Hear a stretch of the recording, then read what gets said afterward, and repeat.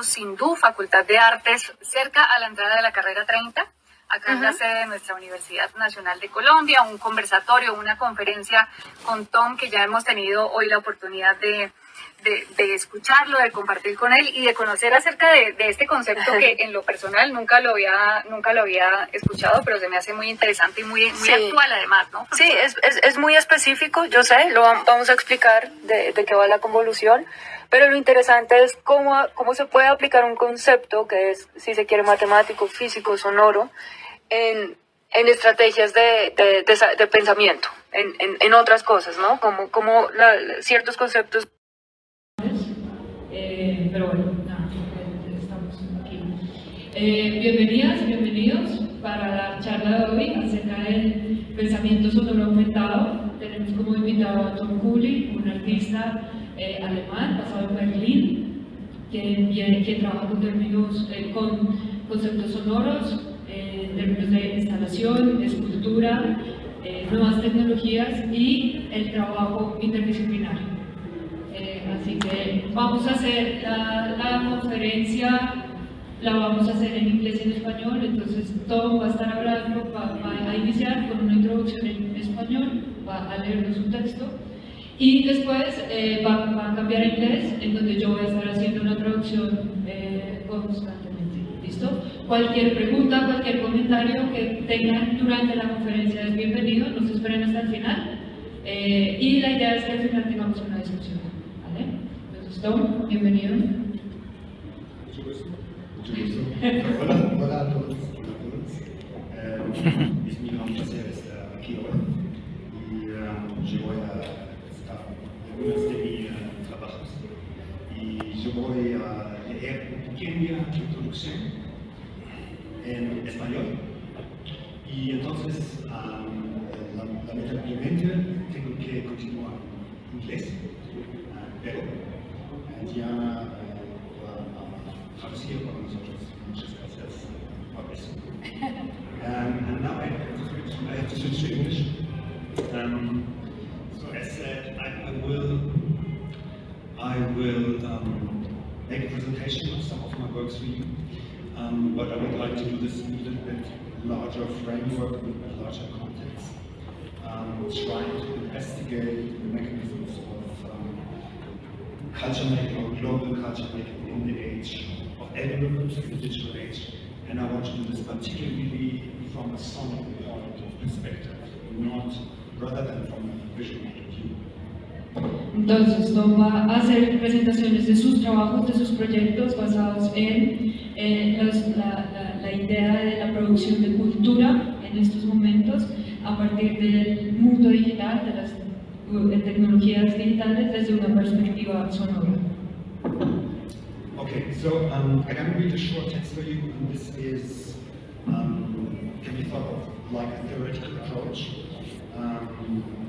that's applied in my works, that is applied in my artistic thinking, and it mainly speaks about the idea of interdisciplinarity, of interdisciplinary exchange, and about the idea how two processes convolve in order to create a third outcome in the sense of creativity.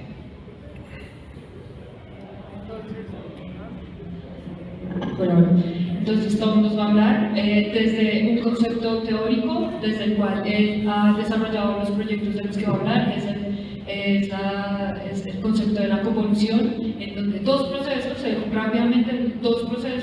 se fusionan para crear un tercer proceso, tomándolo desde quizás dos realidades que crean una tercera realidad.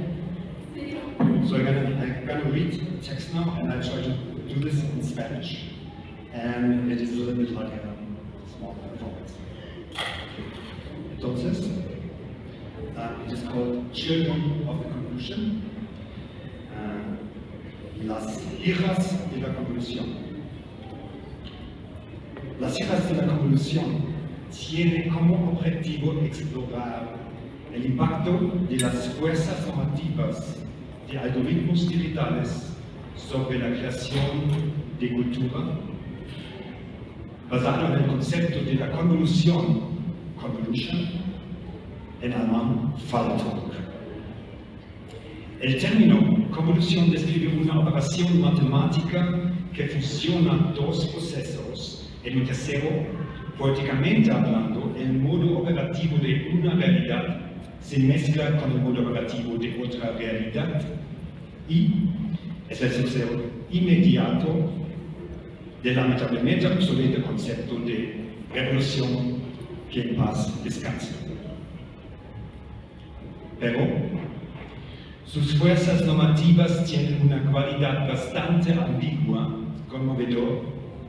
El concepto de intersubjetividad, pensamiento científico, práctica artística, relaciones sociales, procesos políticos. El acribero de la creación de cultura global. Nuestras vidas diarias. El impulso generativo de esta práctica conduce a una explosión exponencial de realidades no coherentes y se produce la pregunta: ¿en qué realidad confiamos? I have to switch back to English now. This was the introduction. It was a short intervention, and I guess there are open questions to this proposition I just made. And I'll be happy to discuss this and to negotiate this because it's open propositions, not an axiom. But for now, I want to give you a short example to maybe better understand this, and it comes from the sonic world. And this is what is called a convolution reverb. Entonces, vamos a, después de la introducción que nos acaba de dar Thom en español, entonces vamos a empezar explicando un concepto que viene del mundo sonoro, que es la convolución. Y se ve algo así, este es un procesador, un plugin. Okay, this is what is called a convolution reverb, and it's a piece of software. It's like a plug-in from the world of audio production. So people dealing with audio production might know this. So the convolution reverb reproduces the acoustic properties of a real existing space as an algorithm, as a function. And if you feed an audio signal, for example my voice, into this function, it applies the spatial reflection on it. So you have two realities. My voice is the first reality, and the sonic side is the second reality, and it creates a third reality from the two signals informing each other. Ok, entonces para explicar un poco la convolución, que como les estaba diciendo ahorita, se ve así, es un software que se utiliza mucho en producción musical en producción, o en postproducción para cine, por ejemplo. Es básicamente la forma en la que podemos emular un espacio. Entonces tenemos las dos realidades de las que Thom habla, es como por ejemplo tenemos un sonido y en la convolución tenemos el impulso. El impulso es cómo funciona el sonido en un espacio. No sé si han visto gente en sonido que cada vez que entra a un espacio lo primero que hace es aplaudir para ver qué tal suena el lugar. Ahí lo que se está midiendo es la reverberación, ¿no? Que es cuánto se demora el sonido en desaparecer en un lugar. Y es cómo se comporta el sonido en un lugar en específico. Entonces, cuando uno convoluciona un sonido con la respuesta al impulso, que es la forma en la que se distribuye el sonido en un lugar, tenemos una tercera realidad, que es poner ese sonido dentro de ese espacio. Entonces, este es el concepto técnico sonoro del cual Thom va a desarrollar a través de sus proyectos de diferentes formas. And I'm gonna prove this to you now. So this is the sonic reality of my voice speaking. This is the sonic reality of my voice speaking. And what you hear now is the acoustic response of the space that is triggered as an impulse. This is how convolution reverbs are created. So we put in a trigger, and the response is measured as an algorithm, and this is the second reality.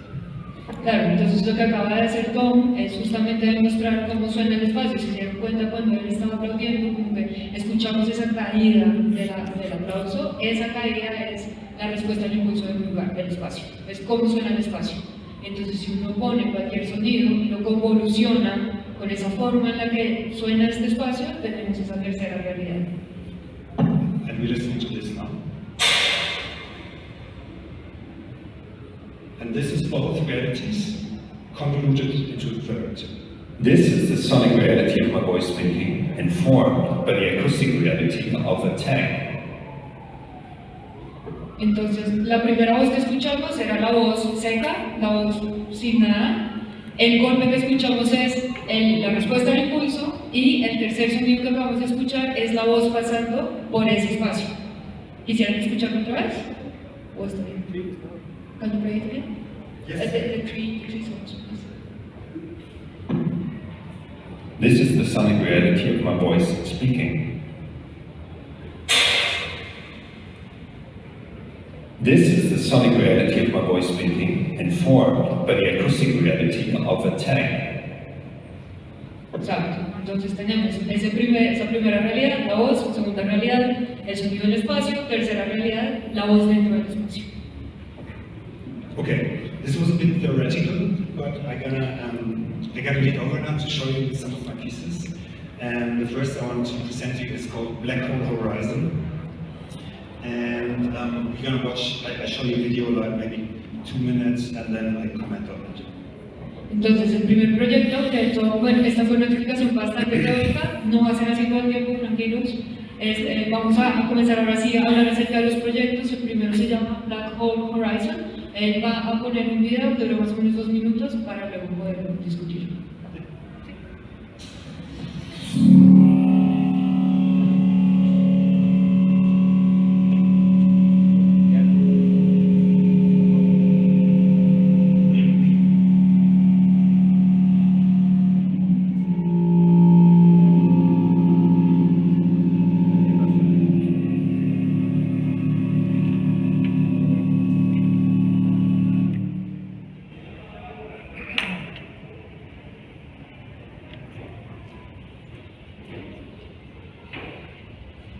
Obviously, prominently not a sheep.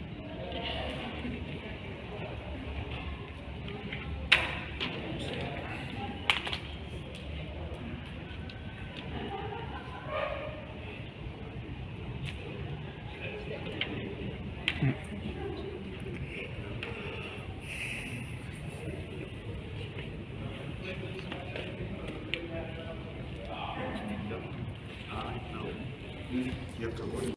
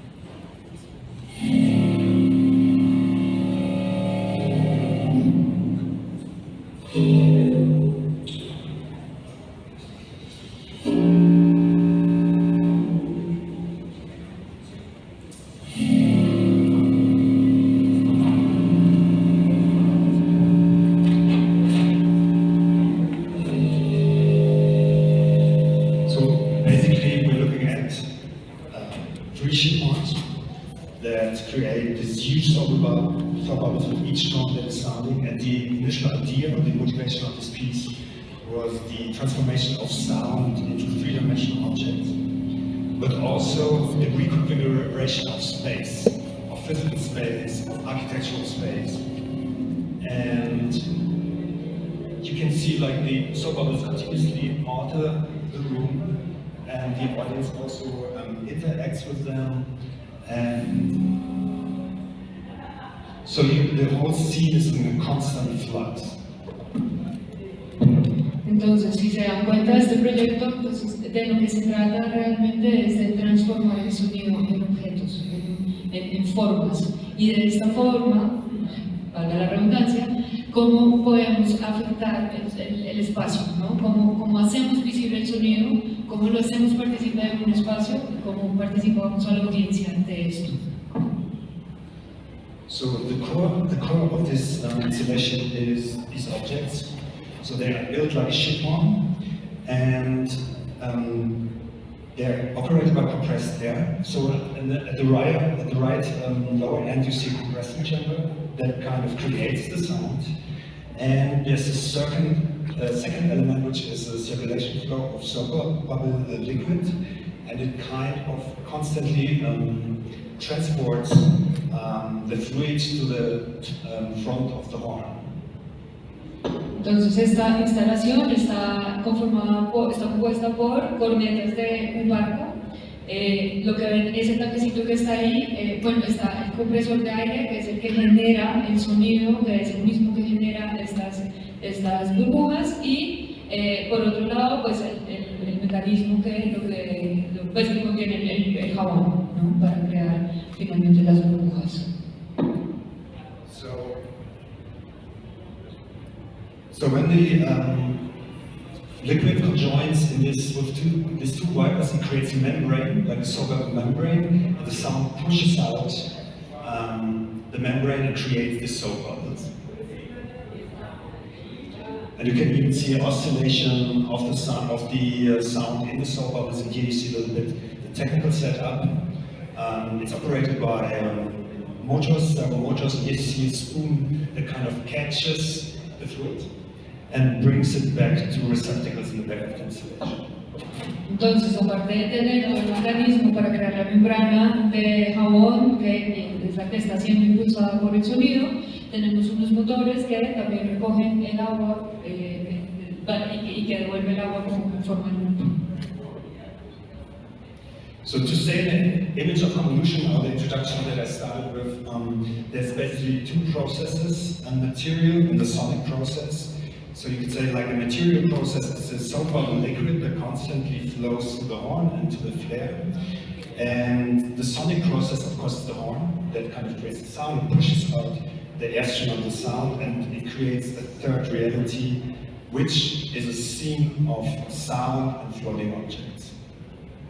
Entonces, para integrar el concepto de convolución en este proyecto, entonces la primera realidad es el material, que es el jabón con agua. La segunda realidad es el sonido, que es la que está haciendo crear la que crea las formas con este material, y la tercera realidad, que está creada por esta convolución de dos procesos, es finalmente las burbujas, que son las que están dentro del espacio. But there's also an interdisciplinary aspect to this, because this was worked out in cooperation with an astrophysicist who's called Zach Bellinger. And we worked together on the design of the horns, on the shape of the horns.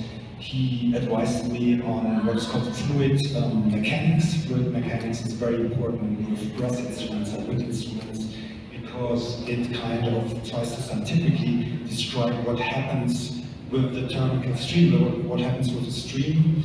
And here particularly we had a problem that we had this wind stream for the instrument, but at the same time we wanted to create soap bubbles, which is a very sensitive subject, and we had to be very well calculated to make this happen. Entonces, este fue un trabajo, hay un aspecto interdisciplinario en este proyecto, porque Thom estuvo trabajando con astrofísicos de un instituto del SAT Ballinger,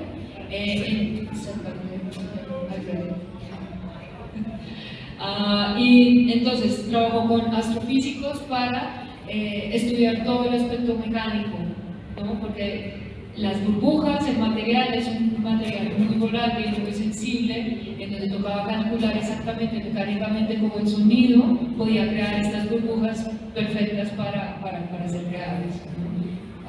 So you had to calculate also the frequency of the sound and everything. Yes, so we also calculated the frequency of the sound, because the frequency of the sound is depending on the length of the tube. This is fixed, you cannot tune this out of this.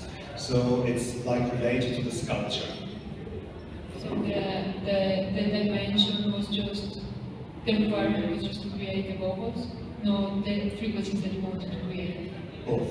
So both. So I had a setup where I wanted to create a certain harmony with the frequencies, but also they kind of corresponded to the shape of the voice, to the size, of course, to the length, particularly to the length of the tune, which defines the pitch. Entonces dentro del diseño, lo que le estaba preguntando es que se había tenido en cuenta, ¿no? Como para poder crear las burbujas a partir del sonido. Entonces las frecuencias que generaban estas cornetas pues eran dependiendo de poder hacer las burbujas, pero no, tenía que cumplir los dos requerimientos y ahí es donde estaba probablemente el reto, ¿no? Que era poder crear burbujas con unas frecuencias específicas que pudieran ser armónicas entre ellas.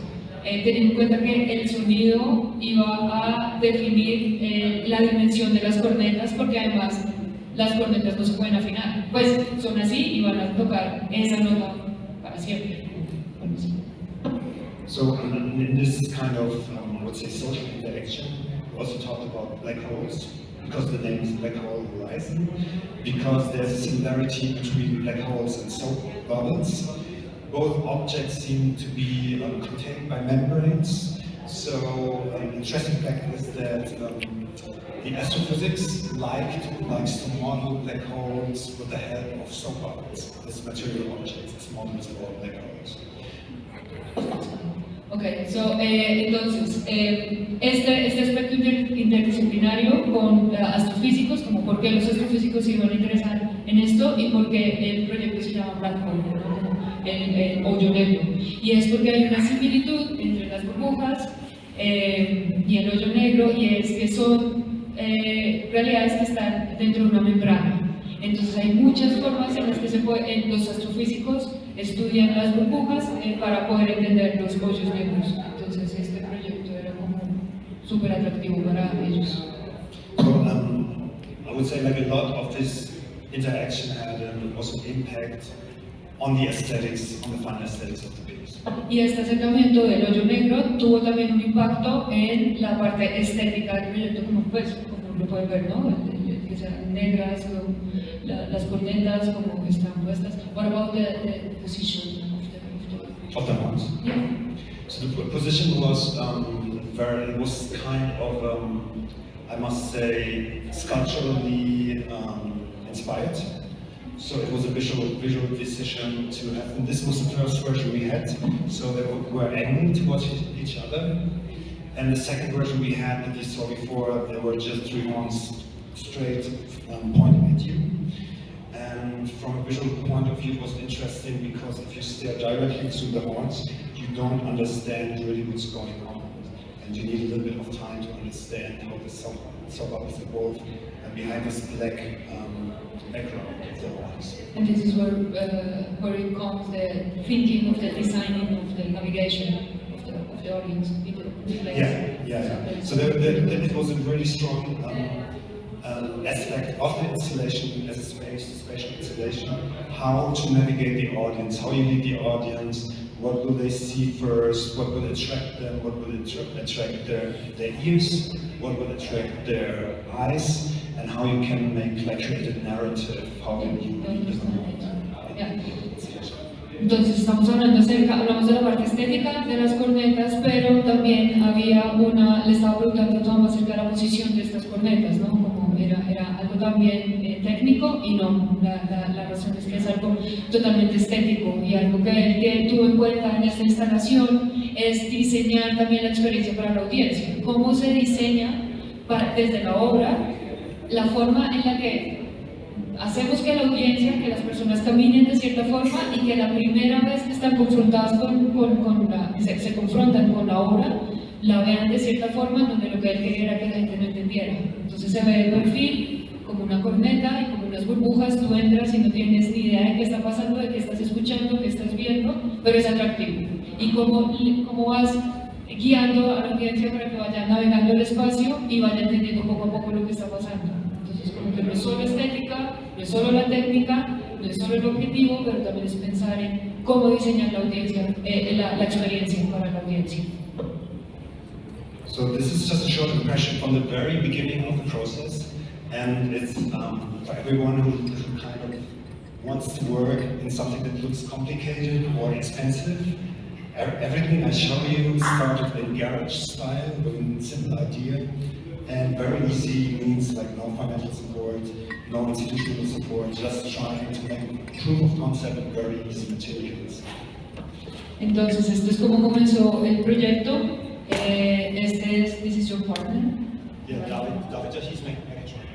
He's a manager. Entonces él es la persona con la que Thom trabajó en este, es un ingeniero mecatrónico, y él dice como todos los proyectos de él empiezan sin plata en un garaje. Entonces eran los dos haciendo esto, pero haciendo algo que se pudiera ver impresionante y costoso. So I want to shortly talk about the historical inscriptions of soap bubbles as a medium in art. And soap bubbles have been a symbol of youth and lightheartedness, but also of vanitas, as vanitas symbol, but also of the transience of life. And there's even a Latin term for this, it's called homo bula, or homo bula est, which means life, human as a bubble.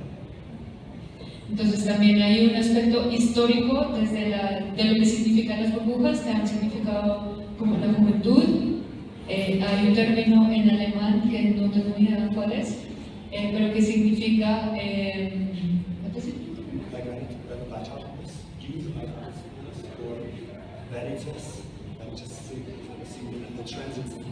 La trascendencia de la vida. So to the left you see this is a glass painting from Colombia. This is from 1530, so it's fairly early. And of course you see this young boy blowing a soap bubble, and there's a second one where you just see the hands, and it's a very playful scene. And to the right you see this skull. This is a painting by Jacques Duguin the Elder. He's a Dutch painter, and this painting is from 1603. And you see the skull, and you see the money, dinero, under it, so it's like a symbol of secular wealth. And on top, then you have the soap bubble, and of course this is a symbol of vanitas, like one symbol of the transience of life.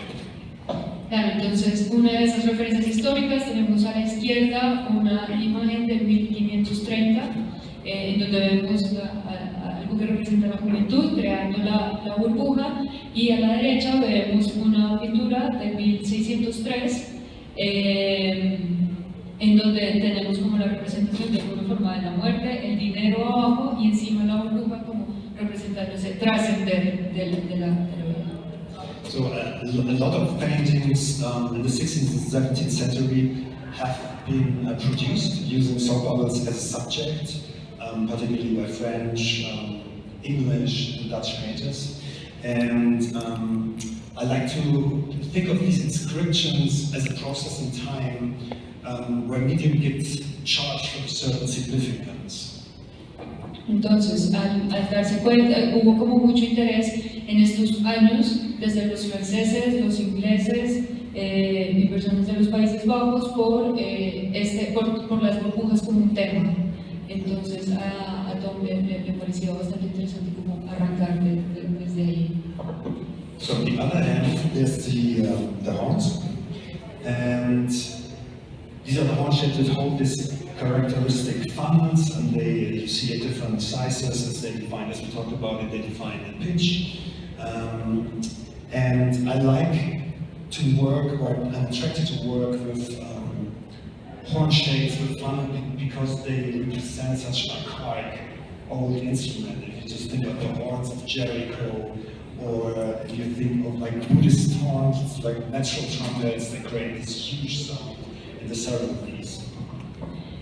Por otro lado, entonces tenemos el diseño de las cornetas, que para Thom es bastante atractivo como este tipo de instrumento que es muy viejo, ¿no? Utilizado desde la idea de las cornetas de Jericó, o para los budistas, como este tipo de instrumento muy viejo. So for me, the historical inscription both for in the soap bubbles, but also into the horn instruments, seem to convolute and find a new expression in the installation dimension.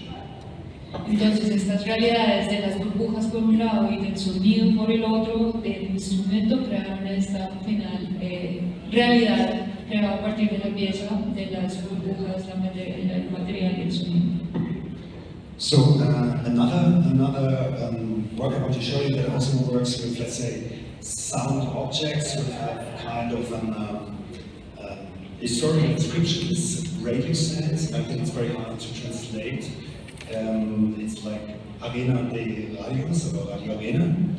And it basically links to the idea of having many, many particles of sound that stem from radios that kind of align to a kind of sonic environment. Entonces, el siguiente proyecto del que vamos a hablar es Radio Sounds, que traduce radios de arena o arenas de radio, que viene la idea de pequeñas partículas como la arena, o sea, partículas de sonido. So Radio Sounds is a walk-through sculpture that consists of 16 analog radios, of FM radios, and they are tuned into different FM radio stations, and they kind of create an immersive collage in real time of the running of the current radio programs. Entonces, esta es una instalación en donde la audiencia camina entre 16 radios distintos que están sintonizados a radios FM. Entonces, la idea es caminar alrededor de ellos y tener un collage de diferentes estaciones de radio.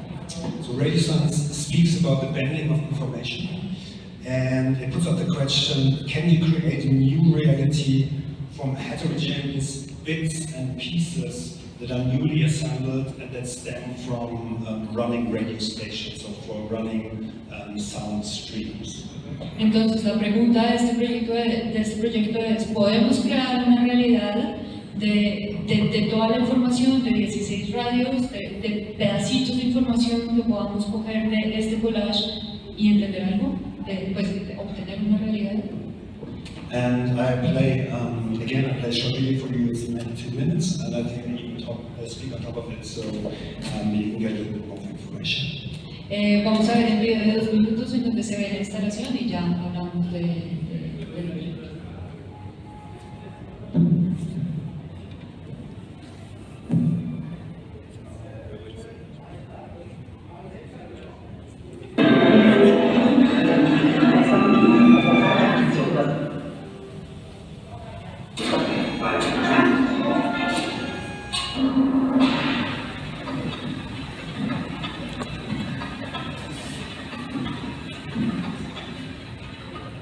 Radio Sense is basically a walk-through sculpture. It consists of a number of radio receivers, like an array of radio sets, and they are tuned into various FM stations that create a sound collage. And in this whole scenery, in the back of the setup, there's some kind of an algorithm that scans the whole radio landscape for particular keywords. And once it detects one of these words, it makes the installation aesthetically change. Geister, Migrationskontrolleure. Wölfe, Obergriff, Migration, ja. So, as I said, it makes the installation aesthetically change. How's that possible? Because they just seem to be analog radios. We built these analog radios from scratch. So they are generated, they're made of, actually of MDF wood. And we try to make it like a shape that looks like it's a very common, again, like an archetype. You might recognize this. Okay, this is a very typical shape of a radio. It just holds 2 notes, a tuner and a volume and antenna and tuning, and that is it. Entonces el acercamiento estético de esta instalación, que son solo radios, entonces ellos lo que hicieron fue construir cada uno de los radios estuvo hecho con madera MDF, y la idea es, si se dan cuenta, son los botones, uno que es la forma del sintonizador y el otro es el volumen, como lo más básico posible, en donde la gente apenas viera esto entendiera automáticamente que son radios. But we embedded totally different electronics. So it has an FM radio reception unit, but these radios can be switched on and off remotely. The sound can be faded in, faded out, like a crescendo, like a decrescendo.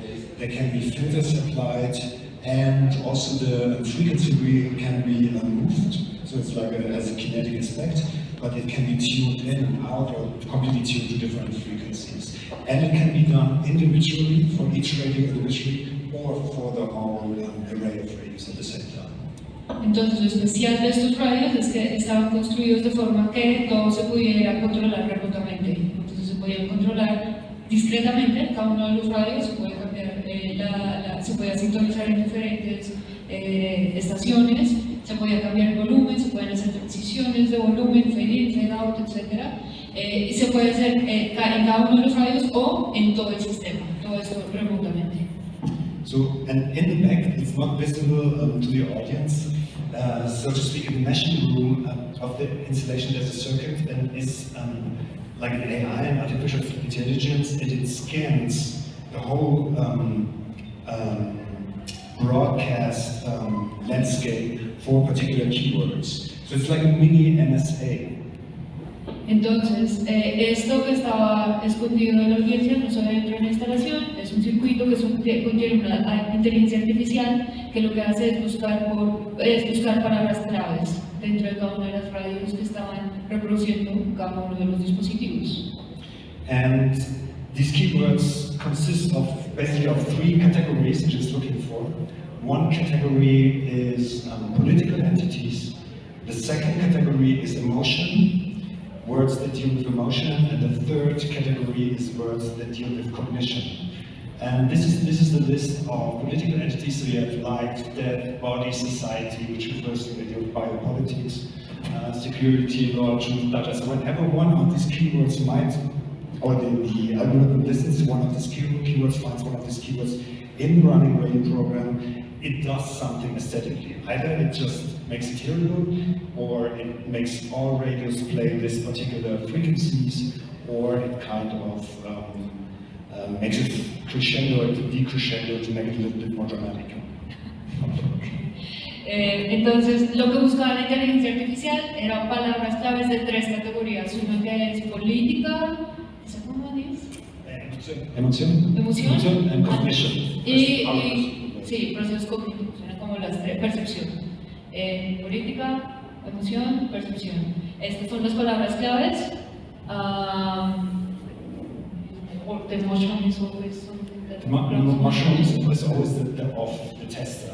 Y siempre había como una palabra que no tenía nada que ver, como mushroom en este caso, que significa hongos, que no tiene nada que ver. Y entonces cada vez que la inteligencia artificial iba a reconocer algo que tuviera que ver con estas palabras, entonces iba a pasar algo. Yo fuera a subir el volumen, bajarle, etcétera, para hacerlo más dramático. So this is a list of emotionality. So you have words like astonished, surprised, baffled, shocked. And then you have terms related to cognition, like smell, see, hear, taste, so how you perceive or you perceives the world. Estas son las palabras claves de las otras dos categorías. La segunda es emociones y la tercera era percepción. So radio sense draws from the idea of world building, and world building is a term that stems from the science fiction world, and basically says that you kind of invent a universe that is coherent, that can stand for itself, and where a narrative can unfold. Entonces, toda la idea viene del concepto de crear mundos, que es un concepto que viene de la ciencia ficción, en donde lo que se busca es crear mundos que funcionen por sí solos.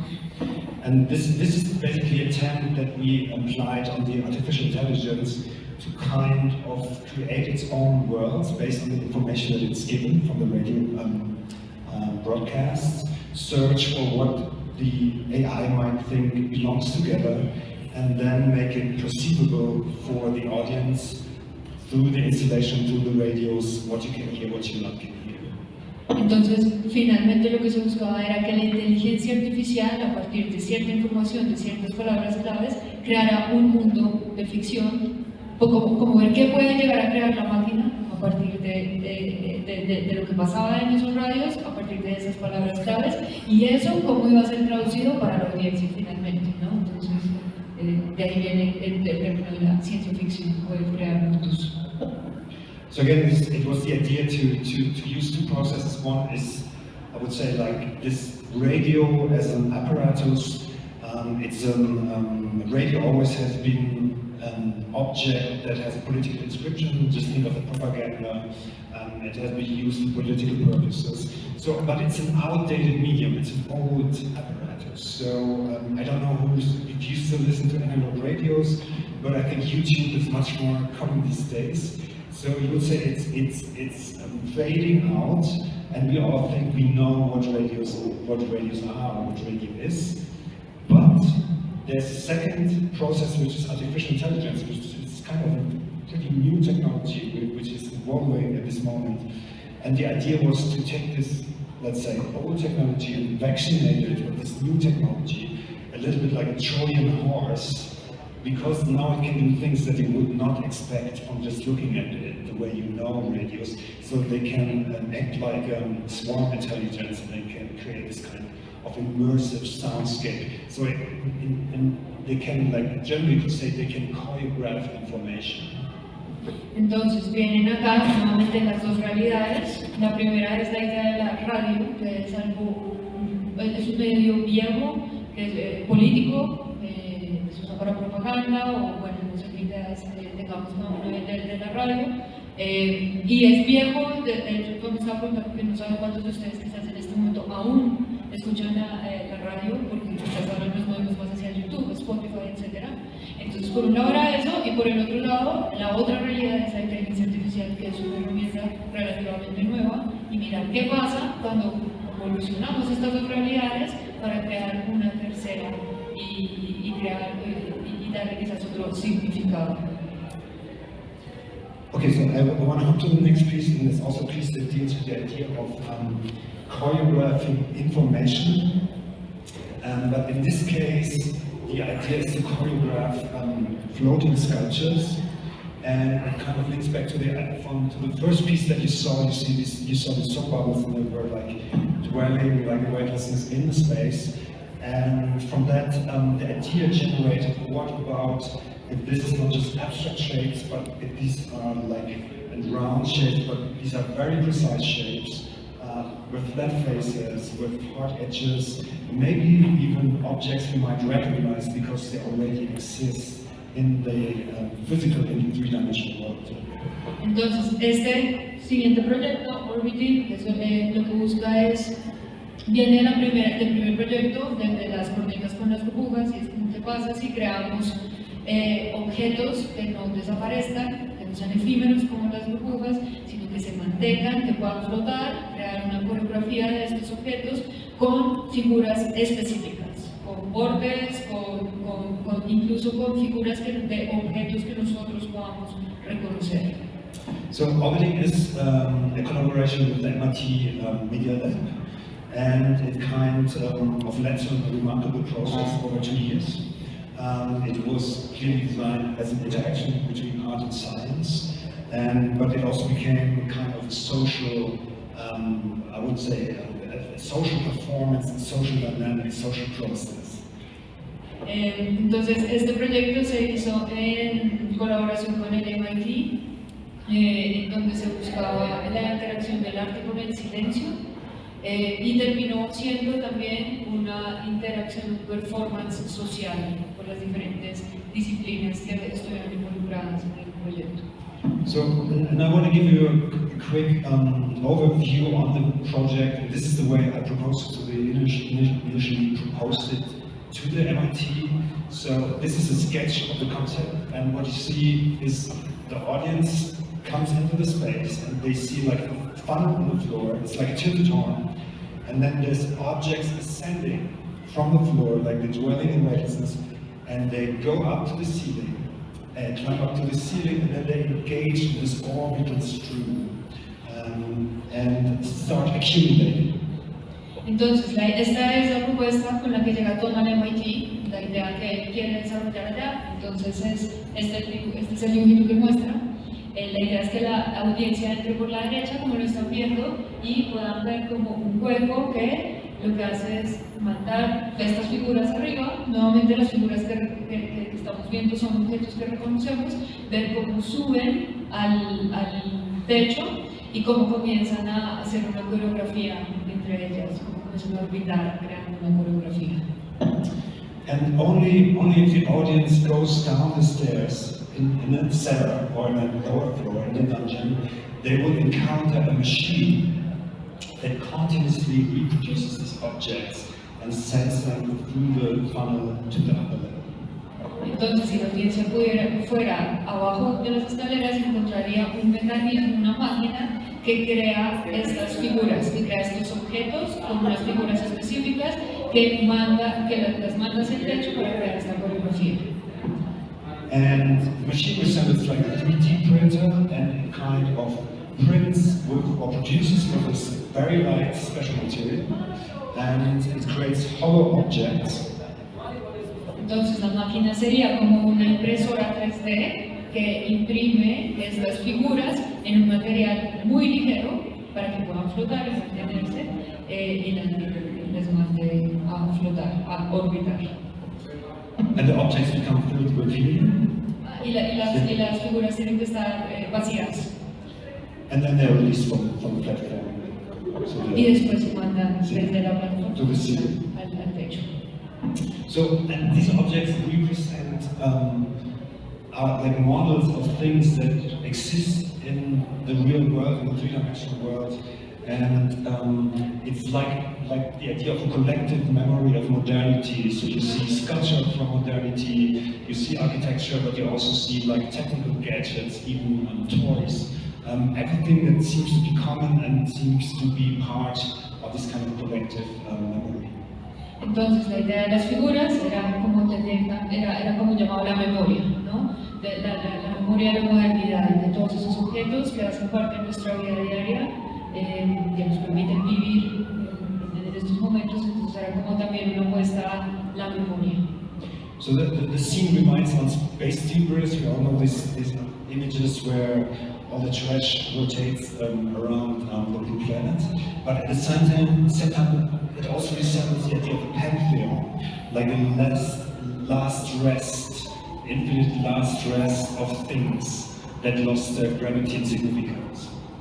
Que también es, tomándolo desde la memoria, que el hecho de que estén flotando en el aire es como esta basura que va a sobrar del mundo y que va a quedar flotando en la nada, o como los últimos restos que van a quedar en nuestra gravedad cero flotando por ahí.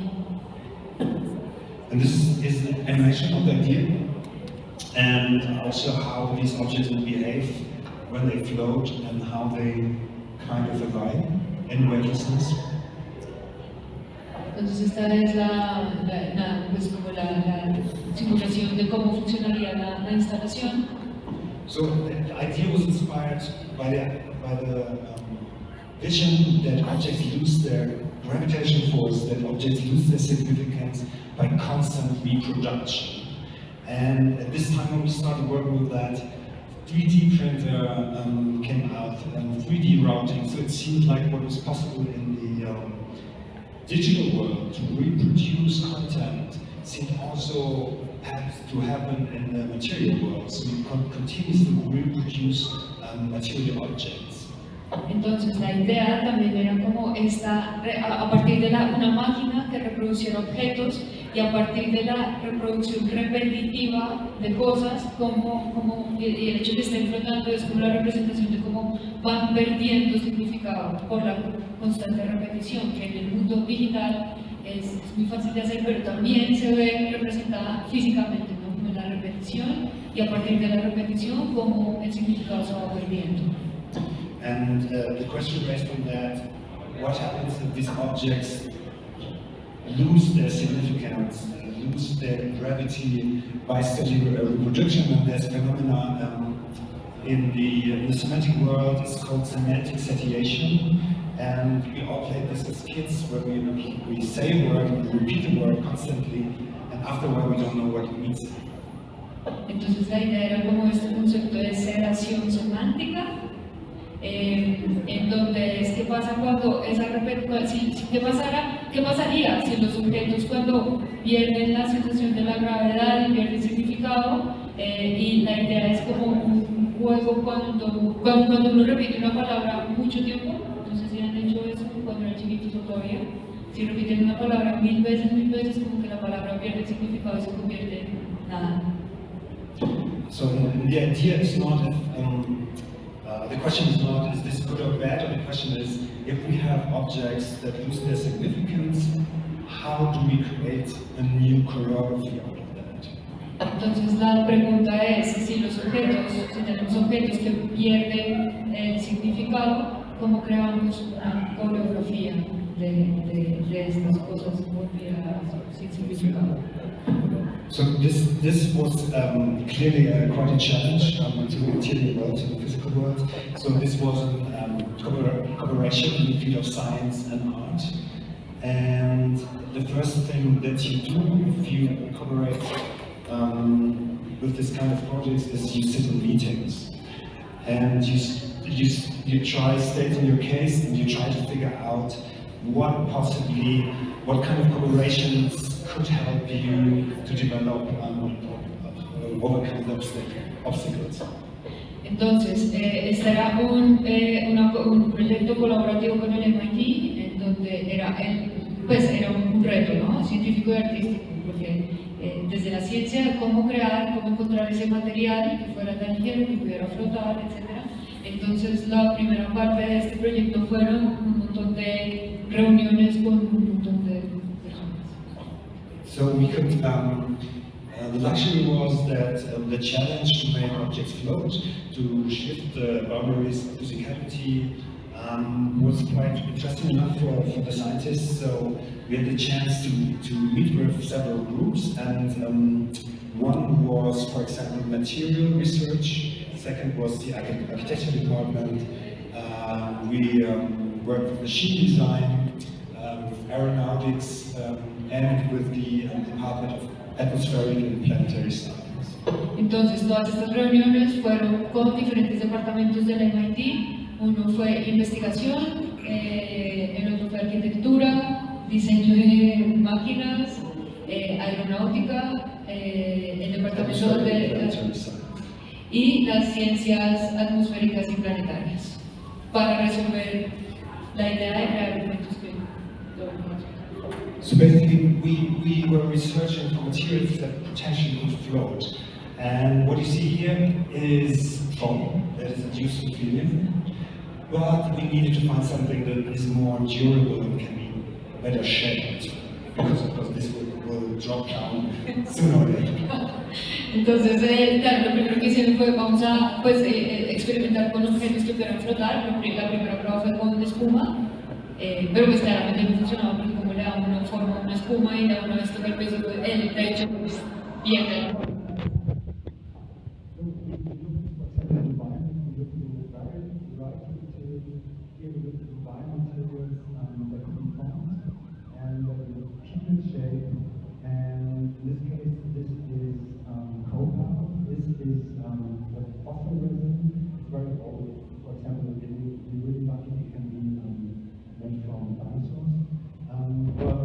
I like the idea to have a very old material and apply it on a state-of-the-art or quite relatively new technology.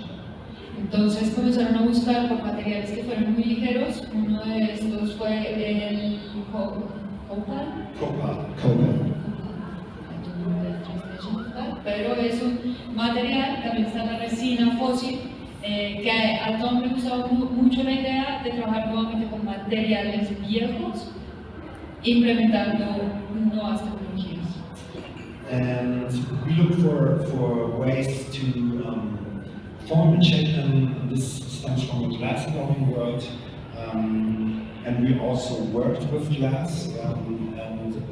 In theory, you could blow glass so thin, it's called cellophane glass, that you could create an object that float, but only in theory. El siguiente material con el que experimentaron fue con vidrio, en donde existe un material que es vidrio celofán, que es que puede llegar a ser muy delgado, que podría llegar a crear una forma específica en teoría. Because there's a problem with glass because it likes to bulk up on the scene, so it kind of ruins your weight to volume ratio in any case.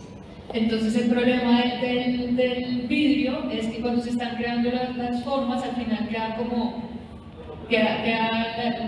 hay una parte de la forma que va a crear un residuo del material, y ese residuo al final va a jalar la pieza hacia abajo, entonces no va a funcionar, pero teóricamente no podría. So simultaneously we looked into construction methods, how we could build these objects depending on a variety of materials. So we came to two general conclusions. One is the object that is super light either consists of an exoskeleton, that means like a super light skeleton on the outside, and an inflatable core that would hold the helium, or it consists of an inner skeleton, like a foam, that has to be thin film coated to keep the gas inside, to keep the helium inside. Entonces el siguiente era como un inflable que pudiera tener la forma basada comenzando con un exoesqueleto o con una espuma que le diera la forma, como una espuma que fuera recubierta de este inflable para mantener la forma. So,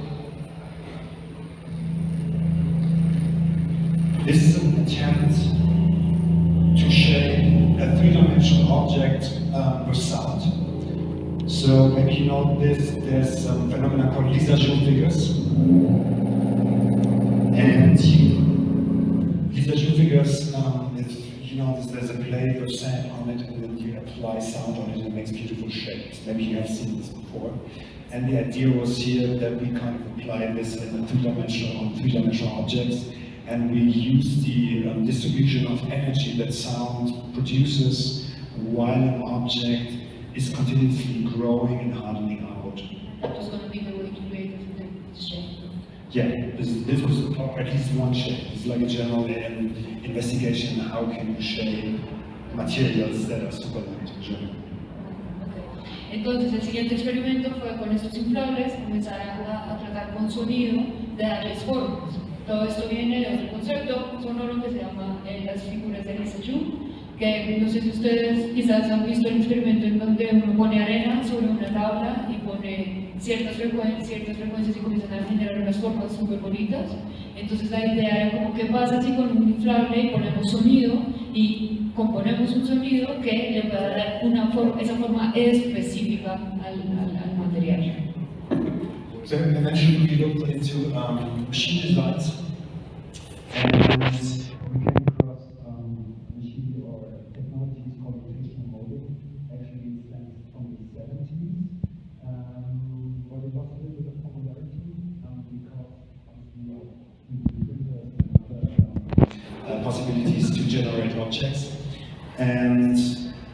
But it's a reproduction technique that holds a couple of advantages, because what happens is you have a frame that kind of engages in three-dimensional movement, and you put in a mold that holds a negative, and you fill it with a fluid or granulate, and through the centrifugal force, it will just be propelled on the outside of the shell of the negative. So you can make super thin shells and whole shapes with that. And this is what we're looking for. Entonces, después, el siguiente experimento fue con un proceso de rotación, en donde si uno pone a girar esto y llena con un líquido, este aparato que lo que hace es rotar y a partir de centrifugar ese líquido, entonces el líquido va a salir, va a salir de ese espacio negativo y va a crear una forma que va a estar vacía, y eso era lo que ellos estaban buscando. So we started building an object, like an artistic object, based on the idea of rotational molding. Because we also said we like, or was intended as like an artistic representation of our approaches that we found and that we researched. Entonces ellos comenzaron a trabajar, esta fue como la idea que más sonó, comenzaron a trabajar en el desarrollo de esta máquina de rotación, que también fuera estética, artística, científica, etcétera, para poder crear estas formas. And we complemented it with a mold and the negative of a Venus de Milo, as you can see here. And we kind of had a presentation showcase at the MIT to show the whole project, the craziness of the whole project, and what kind of approaches we would follow. And so it became like a little bit like an artistic presentation. Unfortunately, COVID hit at the exactly same time, but we have documentation of how it looked. And this was it. So you have this machine running, and of course this is a projection, but this was like the first conclusion of artistic conclusion of how this could look like or which path we could follow in order to realize this vision. Entonces, ya que esta fue la idea que más sonó, entonces nuevamente siguiente presentación frente al MIT, una presentación muy artística para convencerlos de que por ahí era la cuestión. Entonces la máquina de rotación, por dentro está el espacio negativo, la forma que se quería crear, que es el Venus de Milo, el material, y la idea es que a partir de esa rotación, el material finalmente puede crear esta forma que está vacía. Esto es nuevamente un video que él hizo para crear la imaginación, para tener la idea, ¿no? de lo que se podía crear, de lo que se estaba buscando. And of course, the question that you are asking you is, could we realize this or could we not realize this? And there is a good message and a bad message to this. There are good news and bad news. The bad news is we couldn't realize the installation as it was proposed. The good news is there's a theoretical solution to the challenge. Entonces hemos hablado de todas las posibilidades, básicamente porque hay una buena noticia y una mala noticia. La mala noticia es que esto no se ha podido hacer, no fue posible, no es realizable. La buena noticia es que hay una solución teórica. And what you see here, this is, maybe you recognize, this is the Apollo 11 capsule, and it is made of aerogel. And aerogel is supposed to be the lightest material in the world. In fact, it is not a material but a structure, because it can be made from different materials. And you can imagine aerogel like a pudding or a gel that already holds a basic shape. And then the fluid part is extracted in a process which is called supercritical drying. And everything that is left is just the structure of the hard material. And you can imagine, if you think of a pudding, just the hard material that is present there, the weight goes to nothing. It's a super light material. Entonces la idea dentro de esta solución teórica es utilizar el material más ligero que existe, que es el que están hechas las cápsulas de Apolo 11, que es aerogel.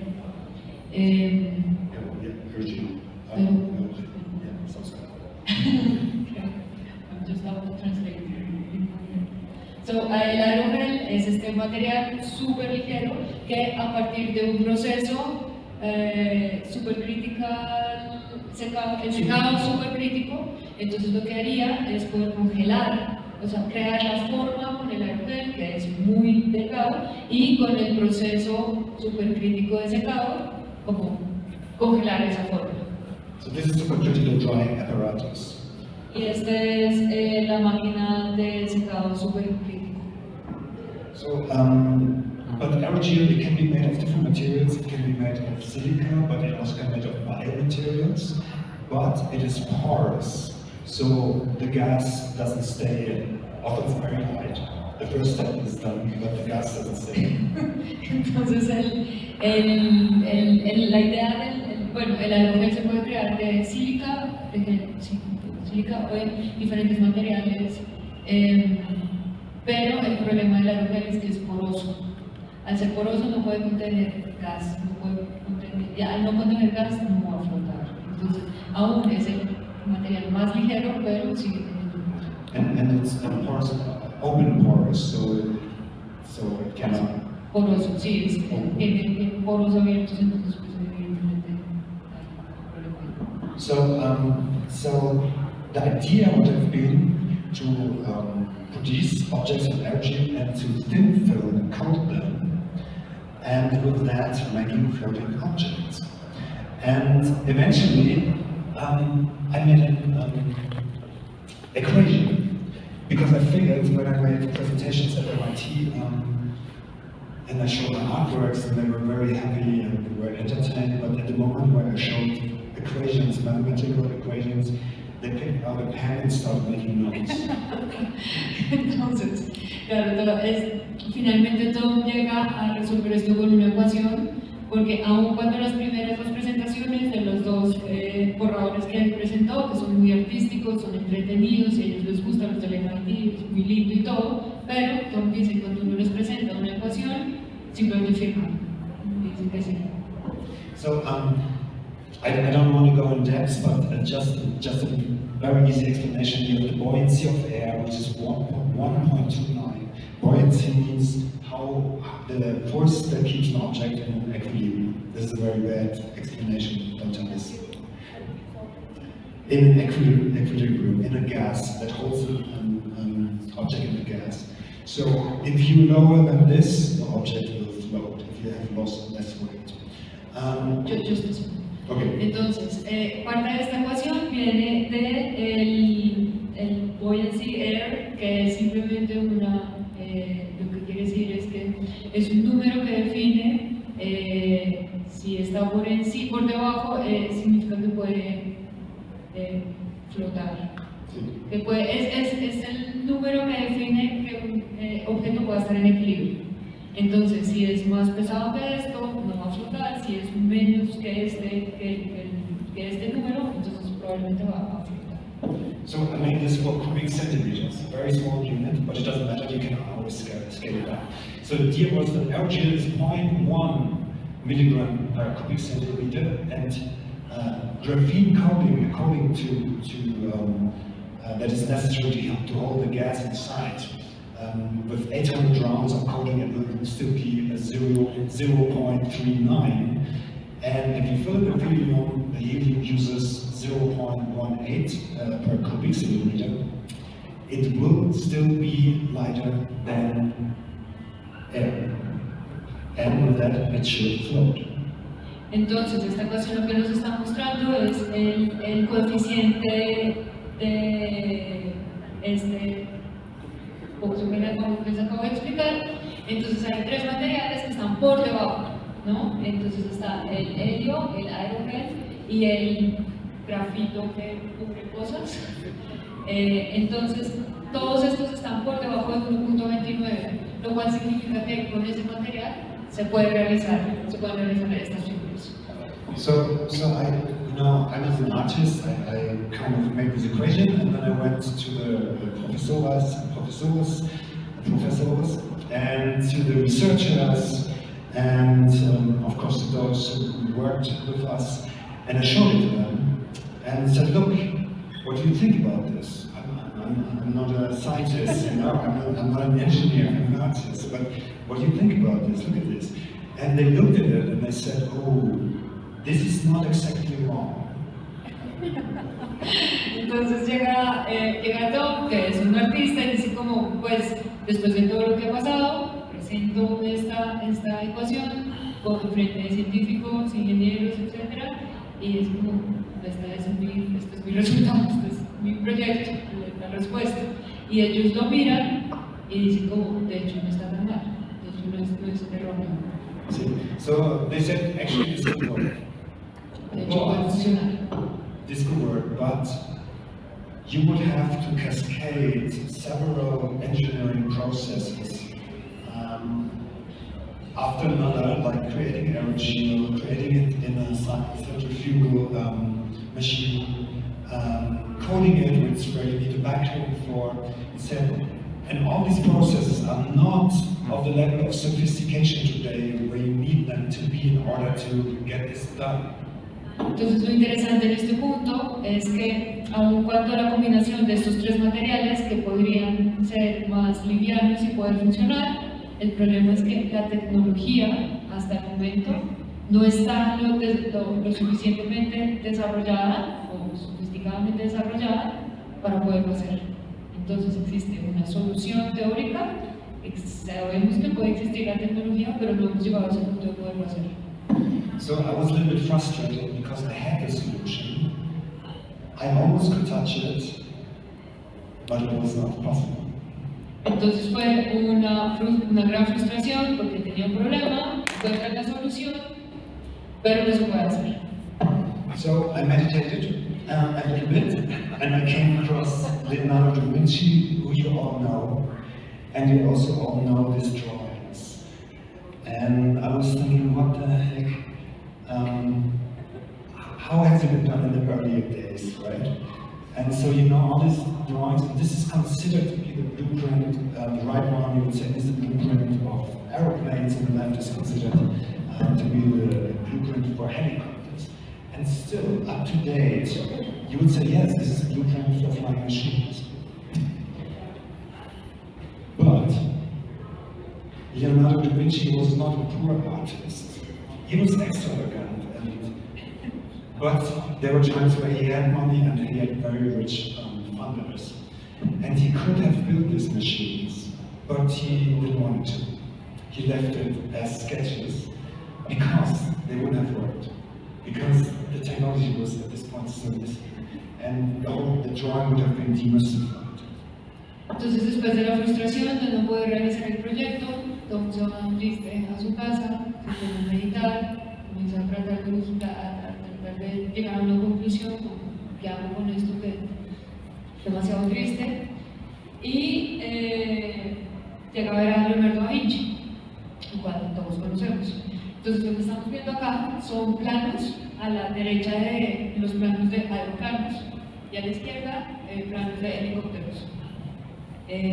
Leonardo da Vinci no era un artista pobre, tenía recursos, podía hacerlo, era extravagante, tenía casi que todas las capacidades para hacerlo, pero no lo pudo hacer, no pudo llegar a desarrollar estas máquinas por la misma razón. No existía la tecnología para poderlas hacer, no las pudo hacer. But what I figured is, what is the reason, although it would technically not work at this point, it still doesn't work today. Although it does technically not work, he did something very interesting because he embedded with his aesthetics of drawing not only the technical possibilities, but much more, he talked about the desire of humans to fly, the desire of humans to overcome these obstacles of gravity. So when you look to the right, this is almost like a bird, right? It associates with the idea of flying birds. And if you look to the left, it's almost like a very simple idea of an image of something that can screw itself into the sky, right? So I think he embedded the aesthetics of a very human desire to create machines, to create instruments to overcome obstacles.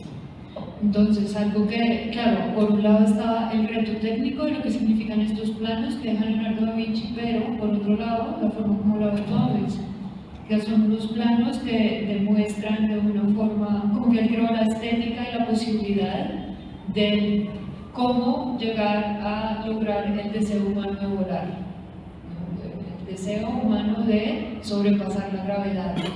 Entonces, a la izquierda, a la derecha vemos como estos planos que quizás se asimilan a un ave, y a la izquierda un objeto que a partir de la rotación puede salir, ¿no? Entonces es como una apuesta también estética del deseo del ser humano para volar. So, yes. Hola. Bueno, yo creo que también ambas obras están como conectadas con acto de fe, y la fe es la expectativa segura de aquellas cosas que todavía no podemos contemplar. Entonces creo que tanto David como tú estamos conectados a ese acto de fe, de contemplar cosas que en la realidad todavía no son tangibles, pero son parte de la realidad. Y en un principio, cuando tú planteabas que era la realidad, a partir de la obra que estabas comentando, la del radio, también es una forma, ¿no? O sea, las palabras, los planos, las imágenes, son esas formas de crear nuestra propia realidad a partir de esas representaciones que nosotros consideramos que puede ser la contemplación del futuro.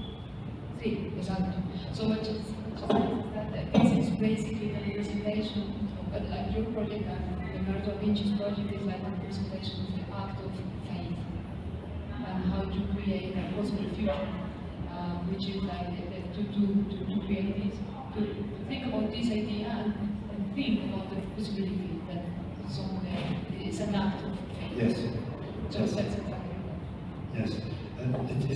I would agree with the idea that it's an act of faith because you believe in the possibility to shift boundaries, to speculate on the future, and to trust that things will be possible in the future. And you spend a lot of energy, although you know that possibly at this point there's still limitations. that would hold it back. But the faith is that you believe that Nature will deliver the means and the instruments to realize things that you want to do. And I think it's also, she also talked about the contemplation, like contemplating the idea, like to look at Yes.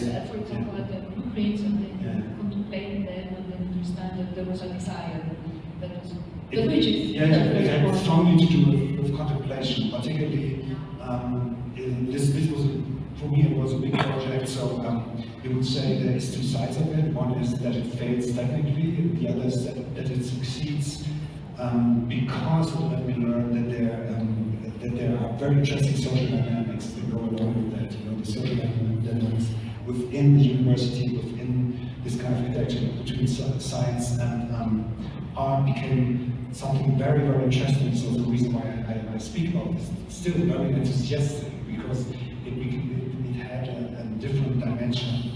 But we spent a lot of time contemplating the problems, the solutions on a technical side, the problems, solutions on an artistic side, and eventually on a, let's say, philosophical side, which I would link this to. This was a long one. That was long. Sí, él está, claro, está de acuerdo que este es un acto de fe, del pensar en las posibilidades del futuro y en contemplar. También él rescata mucho como ese trabajo interdisciplinario, ¿no? Como tantas personas de tantos campos creen en esto, como así que no es posible, como así que no, y llegar finalmente a esta solución, que es una idea, y como en algún momento va a ser posible. She also talked about the reality, you know, like this imaginative reality of becoming real. Yes, So there is vision. Talking about the first concept of evolution, and which reality we believe in. So exactly. You can also create by an act of faith through art the reality that you want to believe in, or something like that. Yes. I mean, it's like, it's the attempt, basically this was the attempt to shift physical boundaries in the name of art. And it became a different reality. It became a reality of insight. We generated a lot of unconventional knowledge through the process. We had a lot of outcome. Very interesting, like the engineers found very interesting phenomena on the side, which created another reality. But of course, it became a reality in the future, which will be in the future. Sí, entonces a partir de hablar de esa realidad que se puede crear, en donde diferentes personas de diferentes disciplinas comienzan a discutir desde diferentes puntos de vista hasta filosófico, cómo se puede crear, cómo creemos en esa realidad inexistente, pero en una realidad que de hecho va a ser el futuro, ¿no? Como esto se va a poder hacer. Entonces no es tampoco no es tampoco como irrealizable, no va a ser imposible. Es imposible en este momento, pero en el futuro va a existir.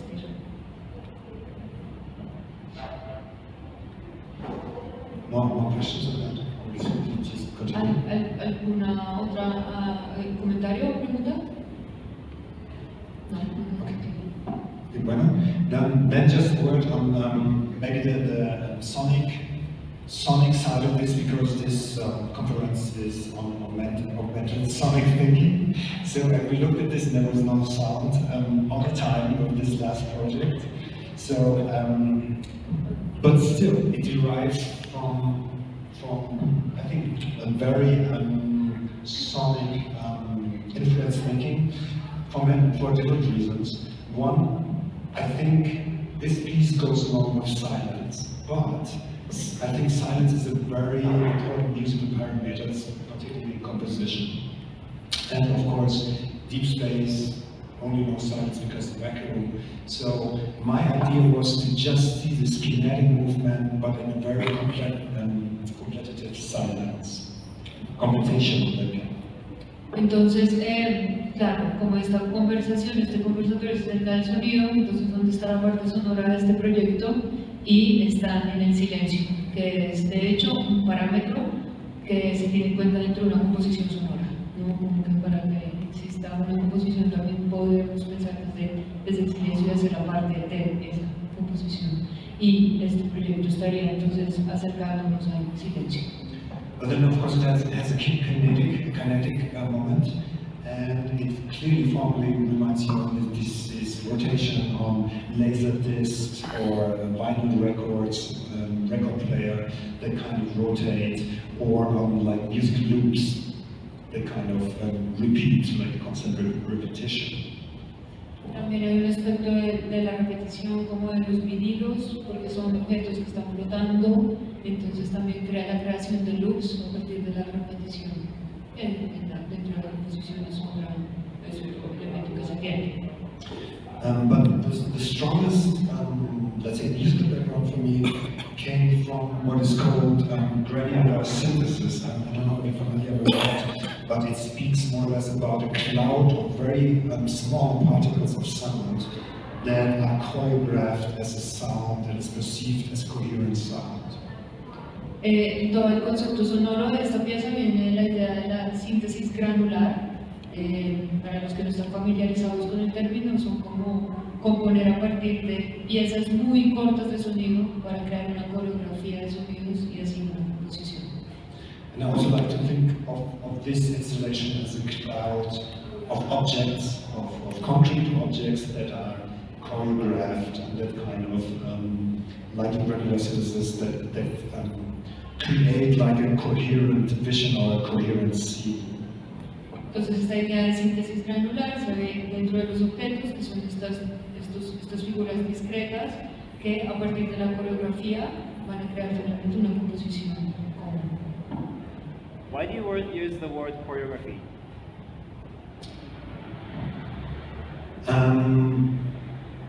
Because I think it very much reminds me on dancing, and I like to make the link to the idea of dancing because it goes with movement, and there is the idea to define movement within space and come to a scene that kind of consists of a time-based narrative of object in space. And I think this is kind of close to the idea of choreography in dancing. And just that it doesn't move. It's not humans that move, but it's objects that are moved or sound particles that are moved. Thom le preguntó a Thom acerca de por qué utiliza el término coreografía, y la respuesta es porque la coreografía para él es como un movimiento que está basado en una temporalidad. Estos no son seres humanos moviéndose, pero en una base de tiempo, pero son objetos moviéndose por una base de tiempo. Okay, then I show you the last work. This is called Brazil Now. Brazil Now is a composition and a performance piece. This time it's a hearable composition, so there is sound that goes along with it. And I try to give you a very quick description of how this came to life. So basically, this is based on field recordings. I think the guess that most of you know what field recordings are. It's a documentary recording of sounds, of sound environments, nature or urban environments. El último proyecto del que vamos a hablar es Brasil Ahora, Brasil Now, que es una composición y una interpretación que parte de grabaciones en campo. Entonces, grabaciones de campo es simplemente grabar un espacio, un paisaje sonoro que puede ser la naturaleza, puede ser una calle, la ciudad, entre otros. So basically, what happened is I have been to Sao Paulo, to Brazil in 2017, and I witnessed the upheavals when Lula da Silva was convicted for corruption and I think money laundering, and there was massive upheavals on the street, and I recorded that.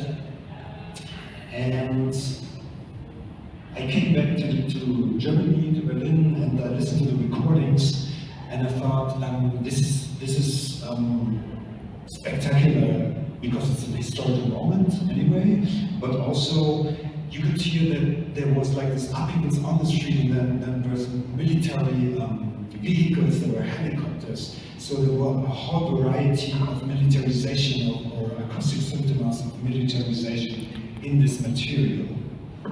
Entonces, Tom estaba en el 2017 en Brasil y es justo en este momento en donde comienza toda esta ola de protestas porque Lula queda condenado. Entonces, es un momento histórico. Él tiene grabaciones de todo esto y cuando las escuchas te das cuenta que hay aviones, helicópteros, como que todos estos signos sonoros de militarización.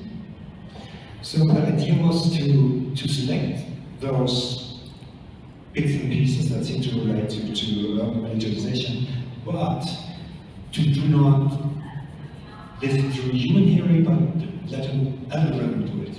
So I thought it would be interesting to rather find something that is interesting to the ear of the algorithm, because it can hear different than human ears, than to find something that kind of pleases the idea of how we are conditioned with our human hearing.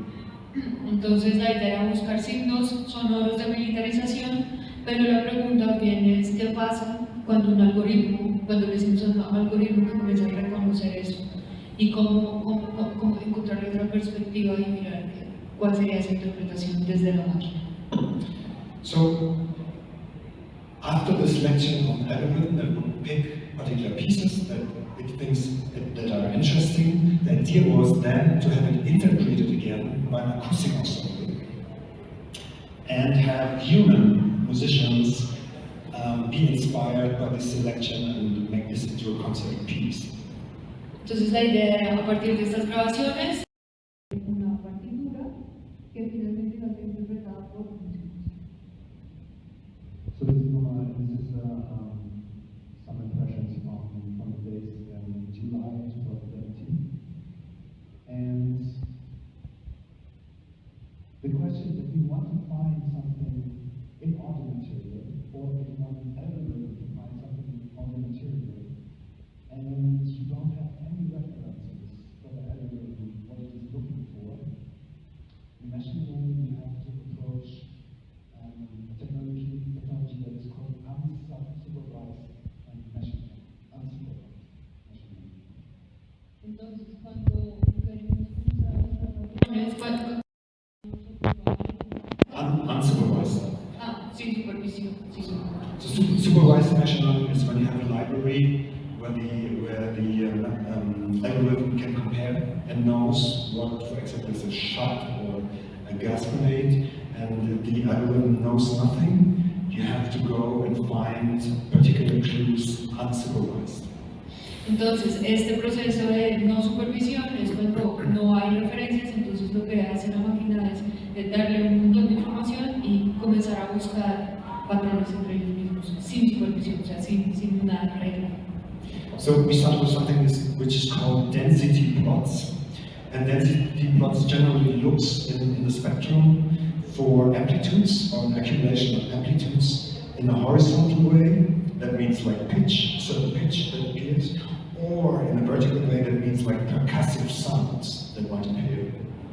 Entonces lo que toca buscar era a través de un espectrograma buscar densidad. Voy a explicar rápidamente. Lo que están viendo acá es un espectrograma en donde el eje X son frecuencias, entonces a la izquierda están frecuencias bajas, a la derecha frecuencias altas. No me quieras los tiempos, frecuencias bajas están abajo, frecuencias altas están arriba y el color es volumen. Entonces entre más amarillo es más fuerte, entre más negro es, si es negro es silencio.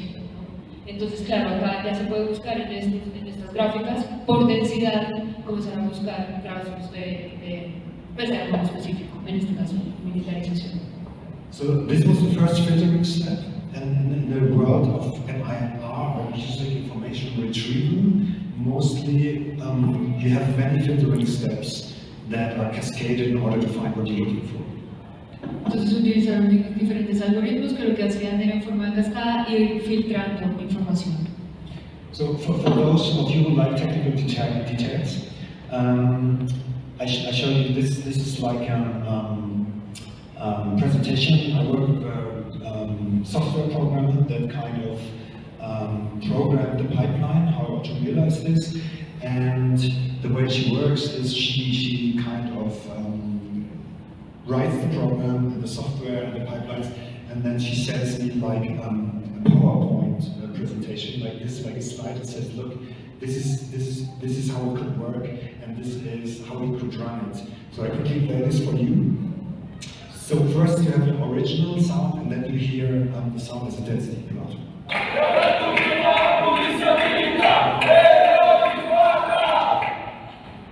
Okay, sorry, that was too much. Entonces, el trabajo con una programadora, entonces a los que les gusta toda la explicación técnica, entonces ella lo que le mandaba a tomar a esto. Entonces, acá está como el sonido original, allá llega a partir del análisis de densidad, lo que se podría reconocer como estos trazos importantes dentro de las grabaciones, y finalmente esa información como traducida en términos sonoros, en información MIDI que ya puede ser, a la cual uno le puede dar parámetros sonoros. Entonces vamos a escuchar el sonido original. First is the original sound and then Okay, it not always works because it's a PowerPoint slide and this is Keynote where we're in, but it should work.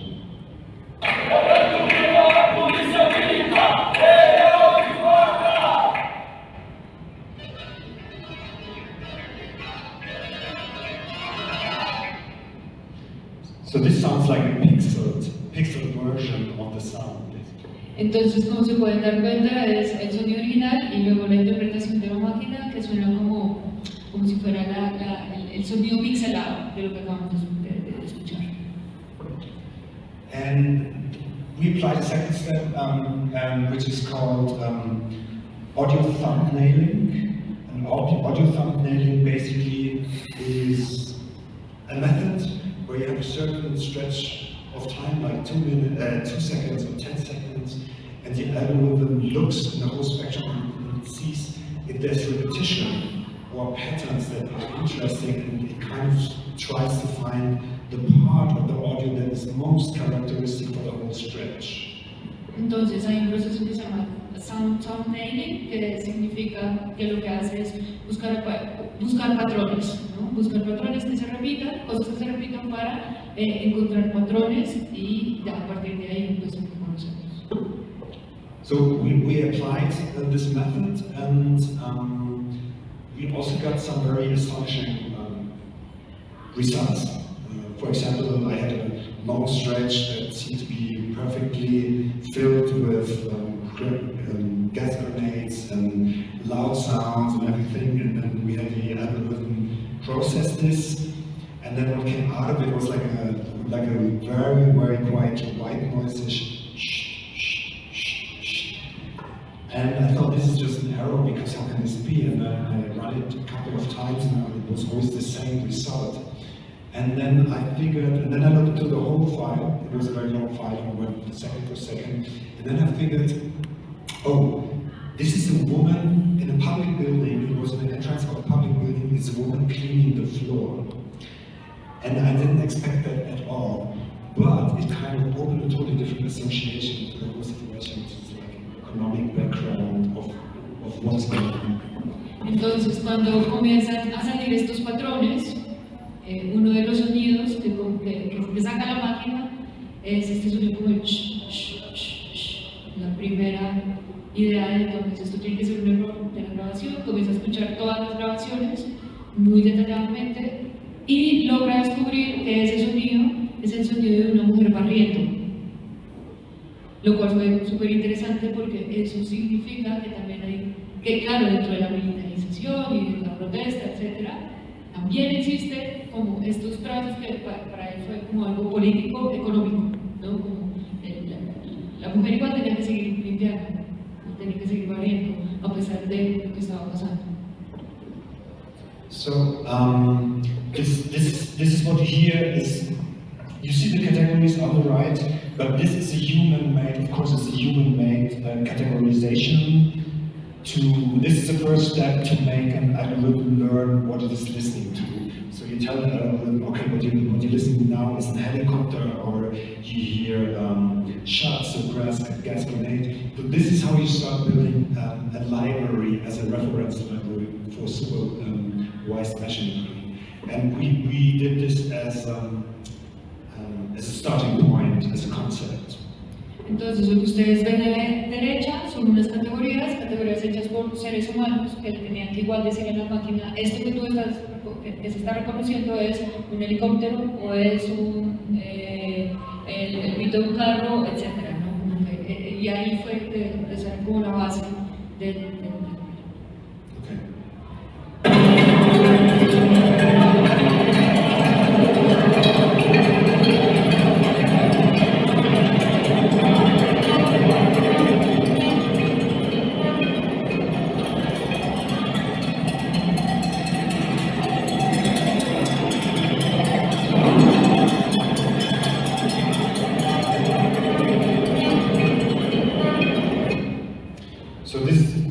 Visualization of the findings in the first attempt to categorize it. Esto es una visualización del audio original arriba y abajo, como es lo que iba encontrando la máquina. So this was like a machine process now, as announced. The next process and the next step was to transform it, or have it transformed by a human ensemble. So this is the premiere in Berlin in 2020, and we had the ensemble is called Ensemble Adapter, and they are classically trained musicians, but they are specialized in using improvisational freedom and applying extended playing techniques. Entonces, esta foto que ven acá es de la premiere del proyecto, en donde se utilizó el ensamble adaptable, en donde a los músicos se les iba a dar una partitura y ellos tenían que interpretarla. So basically, they also consisted of percussion, with percussion, harp, clarinet, and he would at the same time also play contrabass clarinet, sub-contrabass clarinet, and flutes, various flutes, concert flutes, bass flutes, piccolo flutes. So 4 people as bass of the ensemble, and then we have also an additional instrument, which I shall you in a second. Entonces había muchos músicos. Había muchos músicos, sí, percusión. También había clarinetes, bajos, altos, flautas. Clarinets. Sí. And an instrument which is called bullroarer. It's a very old ritual instrument.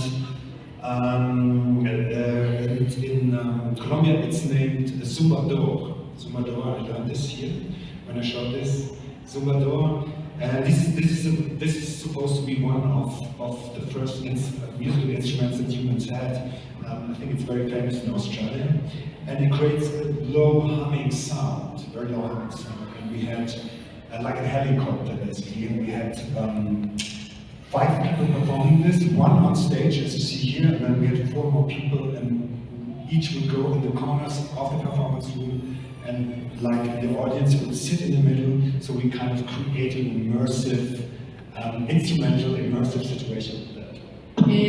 Otro de los instrumentos que hacía parte del ensamble era un zumbador, que es uno de los instrumentos más viejos creados por la humanidad. Había uno en el stage, en el escenario, y de repente en las esquinas habían otros intérpretes y dentro del público habían otros intérpretes. Entonces la idea era también crear una composición, una interpretación inmersiva. And I'll let you listen to it. It's just an excerpt, 1 or 2 minutes.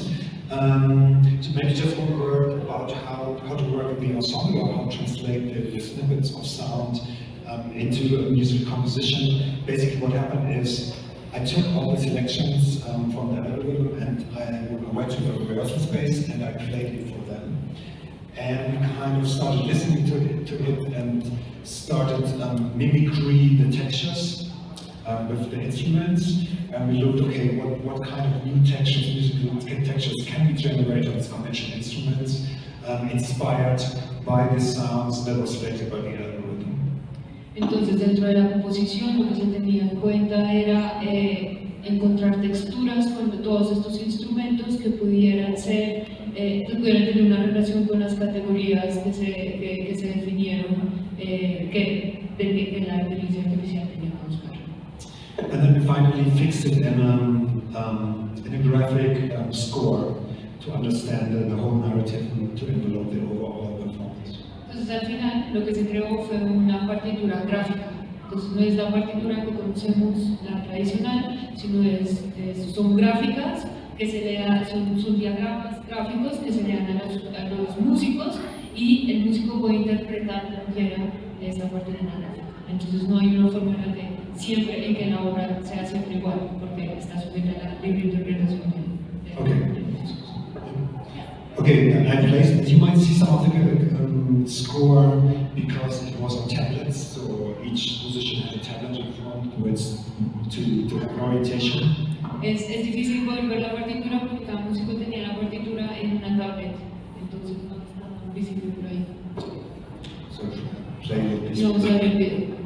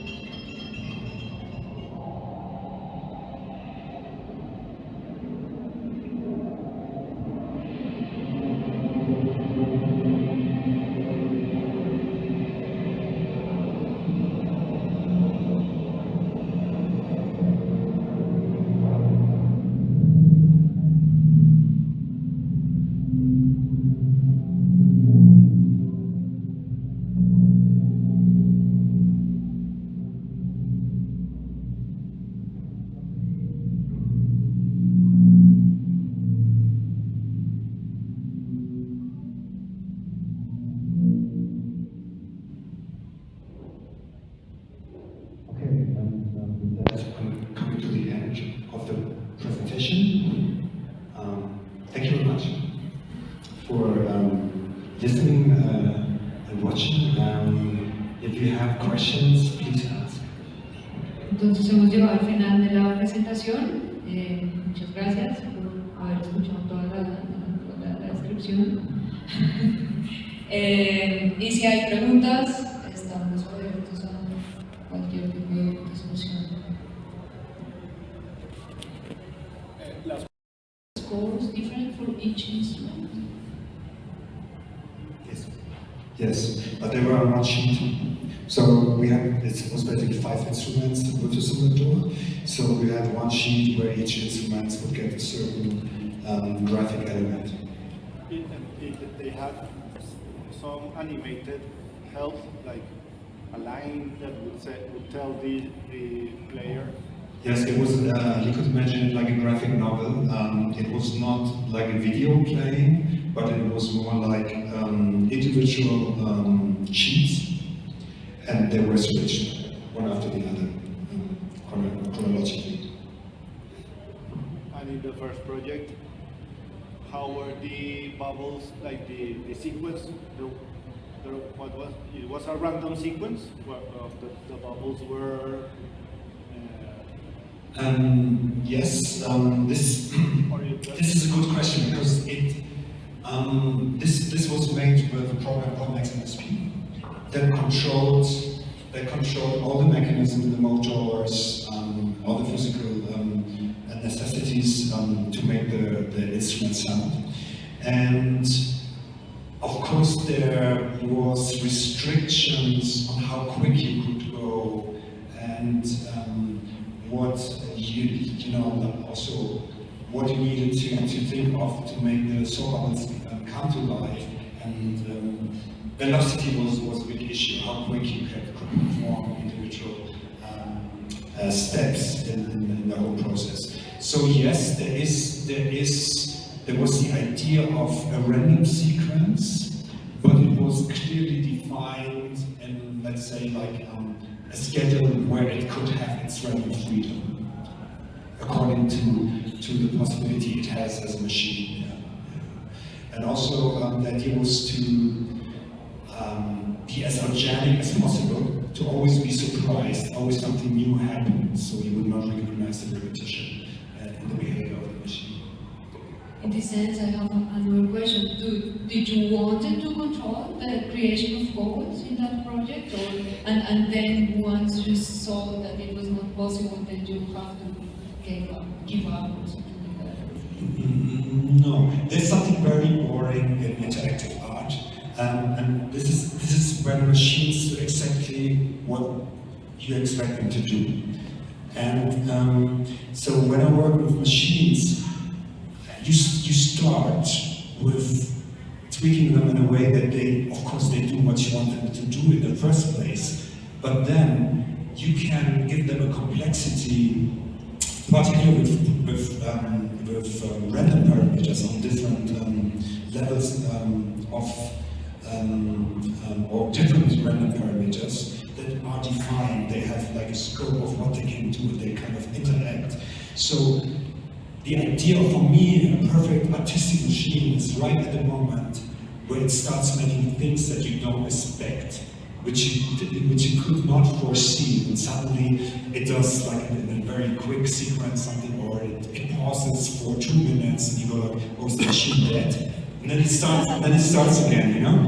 And this, so it's almost like it gets a life of its own. And for me, it's what I call like the demon in the machine. And this is what I'm waiting for when I work a program on a machine. I do it so long until I figure, oh, it's doing something I didn't expect, and I don't know how it does, why it is doing this. Yeah. Para resumir un poco esta pregunta, la pregunta de él era si las burbujas al comienzo del primer proyecto estaban creando también como una coreografía, ¿no? Como estaba establecido cuántas burbujas cada cuánto, etcétera, y la respuesta es no. Como que también la idea es como que algo que él encuentra problemático en las instalaciones interactivas es que siempre buscamos que las máquinas hagan lo que queremos, ¿no? Y que de hecho en todos estos proyectos hay una posibilidad de ver qué pasa con la máquina, que es lo que él llama como el diablo dentro de la máquina. ¿Qué pasa cuando comienzan a crear o de repente puede crear burbujas, entonces se murió la máquina y de repente otra vez vuelve a crear, es como, no, la máquina sola viviendo, ¿no? And I find that very cool to do that. Because I can also see in the projects that you have always the question that what if the machine interprets something, but then you have to also translate the machine to a human. Yes, person. Yeah. I mean, particularly in the last project, it's displayed with how we perceive the world. How do we perceive the world as humans, and how do machines perceive the world, and how do we find a way of communicating? So, particularly the last project plays with the idea that there is various interpretation of the world, like first the machine and secondly through humans, and also to inspire, you know, like each layer inspires the other, you know, and it's particularly for me is to come to new aesthetics that I would not find if I only follow my human, the way I'm conditioned as a human, to my hearing and to my viewing habits, but the machines give me like a fresh impulse that I might not even consider the way I'm conditioned, and then I start following that and say, okay, well, this is a totally different aesthetics. I would not have picked that as all. I would not have made a break for 1 minute now. But if the machine does this, suddenly becomes very attractive. And then this inspires me, you know, and it brings you to different ideas of how aesthetics could work. Entonces, algo que me parece muy interesante en trabajar con las máquinas es como encontrar inspiración, ¿no? A partir de lo que la máquina puede proponer otra estética, otras cosas que quizás no están dentro de nuestra imaginación, pero que al dejar las máquinas crear solas, a partir obviamente de algo que es humanamente generado, comenzar a ver qué pasa, ¿no? Porque igual estamos conviviendo con las máquinas y tenemos que encontrar la forma de convivir. So, what do you think about how now we are surrounded by machines and technologies? We were talking before about the danger of that, but also the beauty of that. How do you deal with these ambivalent thoughts? It's clearly ambiguous. We had early on this discussion about Silicon Valley and what is developed in Silicon Valley, and if there's an aesthetics and ethical perspective on certain machines, or also if you think about genetics. And I think that there will come a time when everything that is generated by artificial intelligence also finds a way into biological programs, and I think it's at the moment when we're speaking. And so the question is, who supervises this? Who also legally there's a big discussion, who legally, how is this regulated? Is this regulated at all? And I think this is a very open dynamics. I think a lot of things are of course not regulated because they happen behind closed doors, and we don't even know about that. So I think this is a big discussion, this is a long discussion.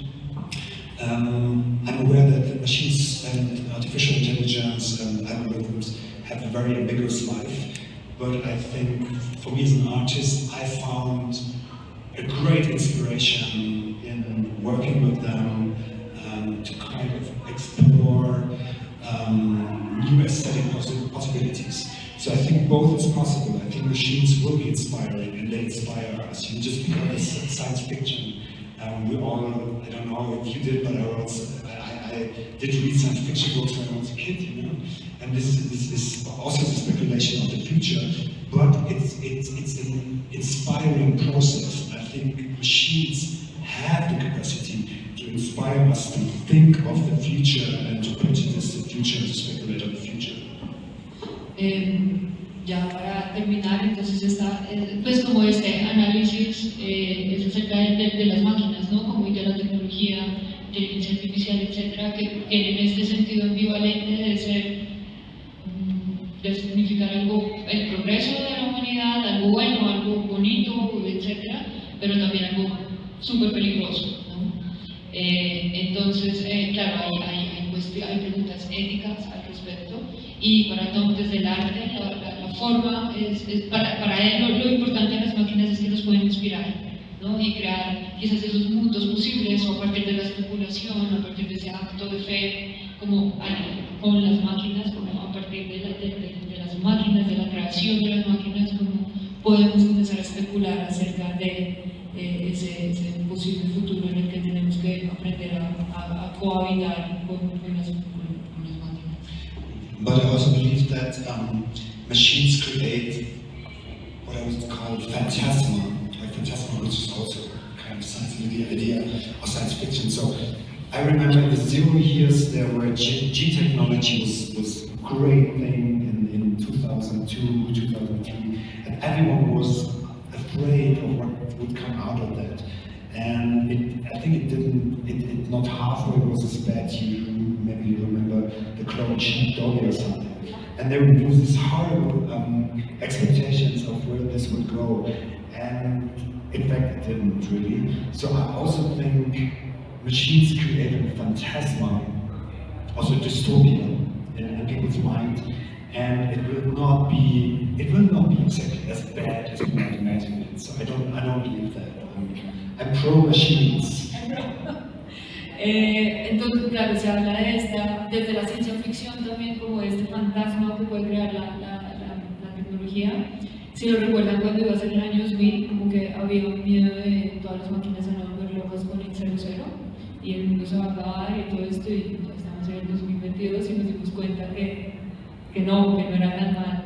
Entonces, Thom es equipo máquinas y cree que hay una posibilidad, ¿no? Sobre todo desde el arte, probablemente hay como la creación, la especulación, porque si ya vemos que estamos en momentos en el mundo en que todo parece ir mal, pero ya lo que nos queda es especular e imaginar, y así como Leonardo da Vinci creó sus planos creyendo en la posibilidad de volar, pues probablemente a través del arte esta puede ser como una herramienta para encontrar otras posibilidades. And it holds an incredible potential of creativity also. Sure, that how you together with machines, we can speculate and imagine possible futures, because we are lost right now. I mean, it seems that everything is going wrong, but maybe through art you can speculate, and then as Leonardo da Vinci is doing, like this blueprint, the idea of finally flying came true. So it's like, it's not that crazy to create crazy ideas that maybe in the future. No, we need this. We need more creative, crazy ideas. Yeah, so I finish. Okay, good. ¿Hay preguntas? Sobre el aspecto de la ficción en el proyecto de los radios, ¿podrías hablar un poco más sobre eso? ¿Cómo lo recibe la gente? ¿Cómo es que se activa? Can you go deeper about the aspect of science fiction in the radio project? Yeah. So it was the idea. So what was derived from science fiction is the idea of world building. So world building is if you write a science fiction, you have to invent a world that has its own laws and its own consequences. And it can be a fictive world, it can be a dystopian world, but mostly it's a world that is also a speculation, because it might have properties that don't exist in the reality as we know it here. So in the case of Radio Sense, it was the way that we said, okay, if we work with artificial intelligence and actually work with a semantic network, what could we imply or impose on this intelligence to do? And we were also playing with the thought of how ambiguous it is to have an intelligence that can manipulate information. Because it sounds scary on one hand, it's creative or exciting or intriguing on the other hand. So we said, okay, why don't we try to make an algorithm create its completely own worldview from the information it gets from a radio? Like a child is growing up and like, okay, these are the bits and pieces of information that I can grab from this world, and now I start building my personal understanding of this world and how I see this world, what I think, what the connections are in this world. And this we try to do with this artificial intelligence, to pick pieces, and we thought, okay, what is the, again, to think it from a human side, from a human perspective or dimensions, what is the minimal elements you need to create a world? And then we said, like, okay, you have to have a cognition, you have to perceive the world somehow. So we said, okay, we need terms of cognition. And then we said, okay, what is the second? It's a little bit bad for an algorithm, but we said humans have emotions. So we deal with terms of emotion, and to lead this to like a higher structure, I would say, like a social structure. We said, okay, the third term, it's high up, but we say, okay, we look for political terms, and then we see what kind of correlation the semantic network would make. And of course, it's based on quantitative. First, it's based on quantitative criteria, but then also what we did, because it's a semantic network, and I didn't mention this because it would become a little bit complicated, but also this semantic network would look for neighboring terms. It was sort of like if there was one term appearing and many times there was a second term appearing, almost the same term, it would add this to the keyword list. So the keyword list would continuously grow, and the world of the intelligence, of the artificial intelligence would continuously grow.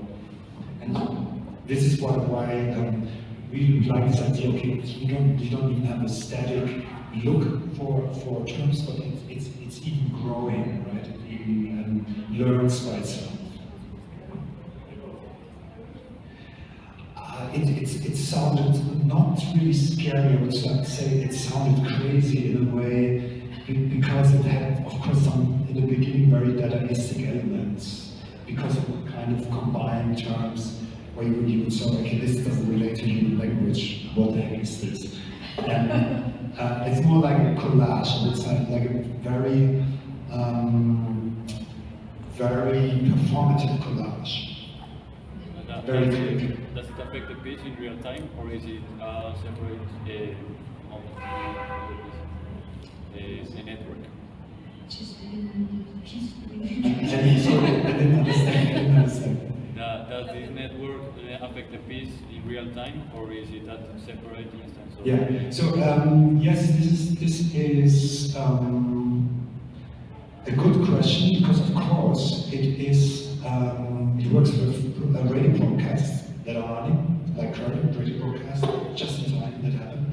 So we had latency in the system of 4 seconds in order to have time to analyze the information and to react. So the whole system, okay, this is a very technical detail, but since you asked, so the whole system was delayed for 4 seconds, because it's an analysis. You have to analyze first, and then you have to generate, then you have to make the selection. So the whole system was all the broadcasts were kind of delayed for 4 seconds.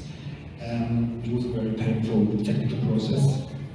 Yeah, but But you have to have an analysis first, and then you have a selection process, which I would consider to be like a generative part. So there was an analytical part first, and then a generative part second. And for that, we need to have a latency in the system. Yeah. Yes. No, just I can help you. No, la pregunta era, ¿me olvidó cuál fue tu pregunta? Sobre la ficción en el proyecto. Ah, sí, la ficción en el proyecto de Radio Science. Claro, la idea era a partir de estos 4 conceptos, ¿no? Que son conceptos que quizás entre una comunicación entre humano y máquina, como que esos conceptos no existen, quizás el de la emoción, por ejemplo, no, pero era algo que como que llegar a estas categorías, emoción, percepción y política, era como la pregunta era como ¿qué mundo ficticio podrían crear las máquinas a partir de eso? A partir de esos pequeños pedazos de información, ¿no? Porque eran como reconozcan estas palabras y cómo podrían llegar a crear este mundo. Entonces, por eso la ciencia ficción. Y por otro lado, vamos a explicar que el algoritmo, aparte de reconocer estas palabras claves, si veía que junto a esas palabras claves siempre se repetía el mismo término, ese término iba a ser incluido dentro de la base de datos. Entonces, finalmente esas palabras claves la base de datos iba a crecer y se iba a autoalimentar basado en lo que iba aprendiendo. And I think the second question was about real-time processing, because very much obviously the idea was to have simultaneous radio broadcasts, which are like broadcasted at the same time, and because the whole system consisted of analyzers first, because you have to check the keywords, and then you have to have a reaction, like a generative process of what the installation does. So we had a latency of 4 seconds. To kind of maneuver that to make this possible. La segunda pregunta era si esta instalación corría en tiempo real, y la respuesta es no. Había un delay de 4 segundos, básicamente porque estaba la transmisión en tiempo real de las emisoras, pero la máquina tenía que analizar y tenía que autogenerar sonido. Entonces todo este proceso se tomó aproximadamente 4 segundos. Okay, más preguntas. una pregunta, pues, voy a hablar en español, pues. Ya que hemos mencionado a Leonardo da Vinci, no sé si de pronto don Thom Kubli habría encontrado de pronto motivación en la obra de Athanasius Kirchner, que también había explorado en el siglo XVII esta relación entre máquina y creación artística. No sé si de pronto... Athanasius Kirchner.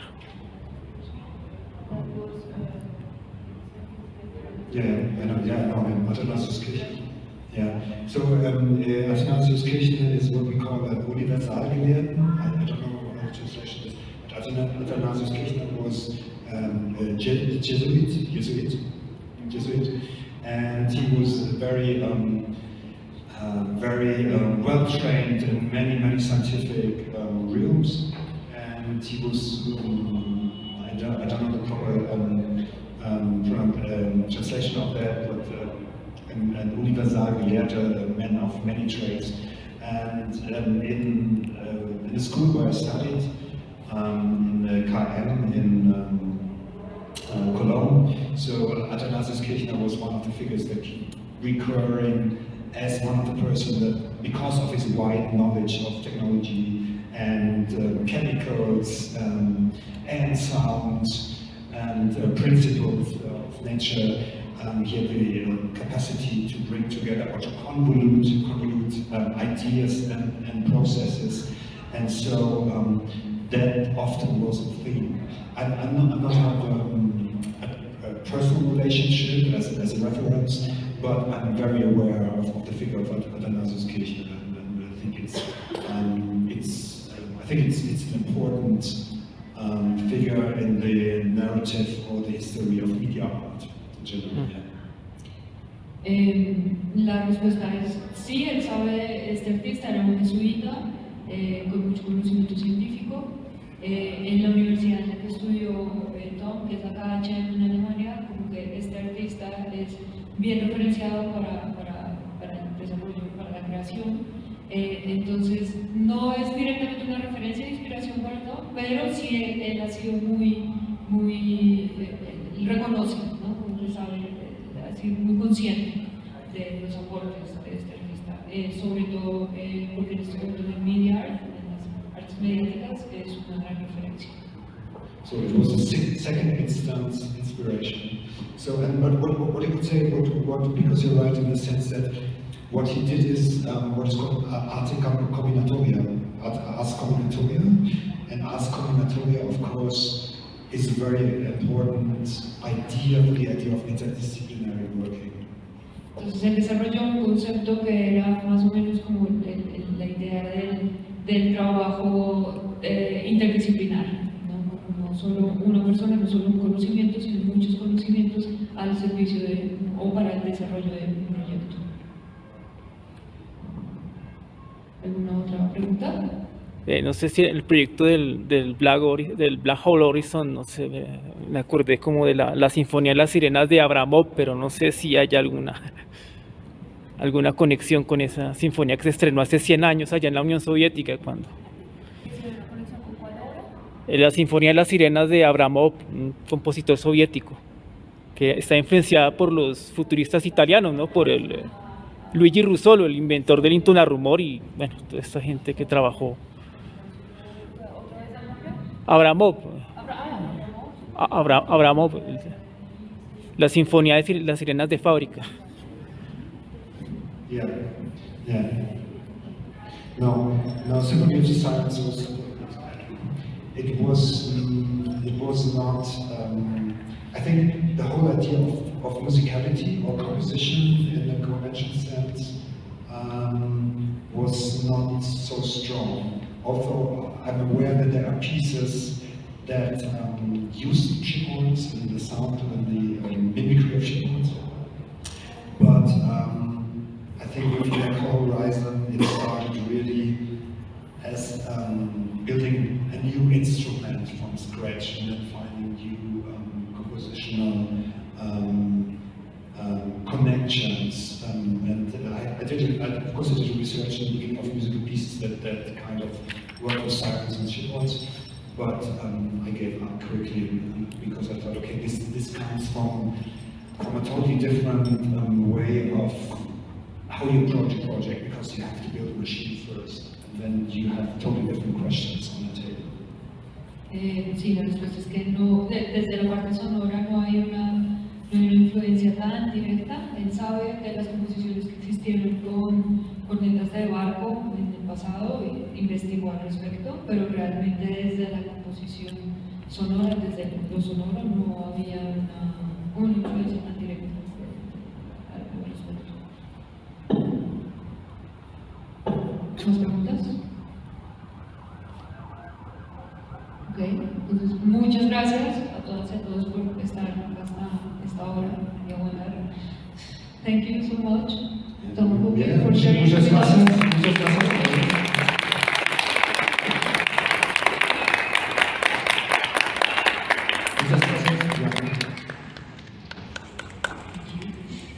Okay, muchas gracias por estar acá y nos encontraremos después por ahí.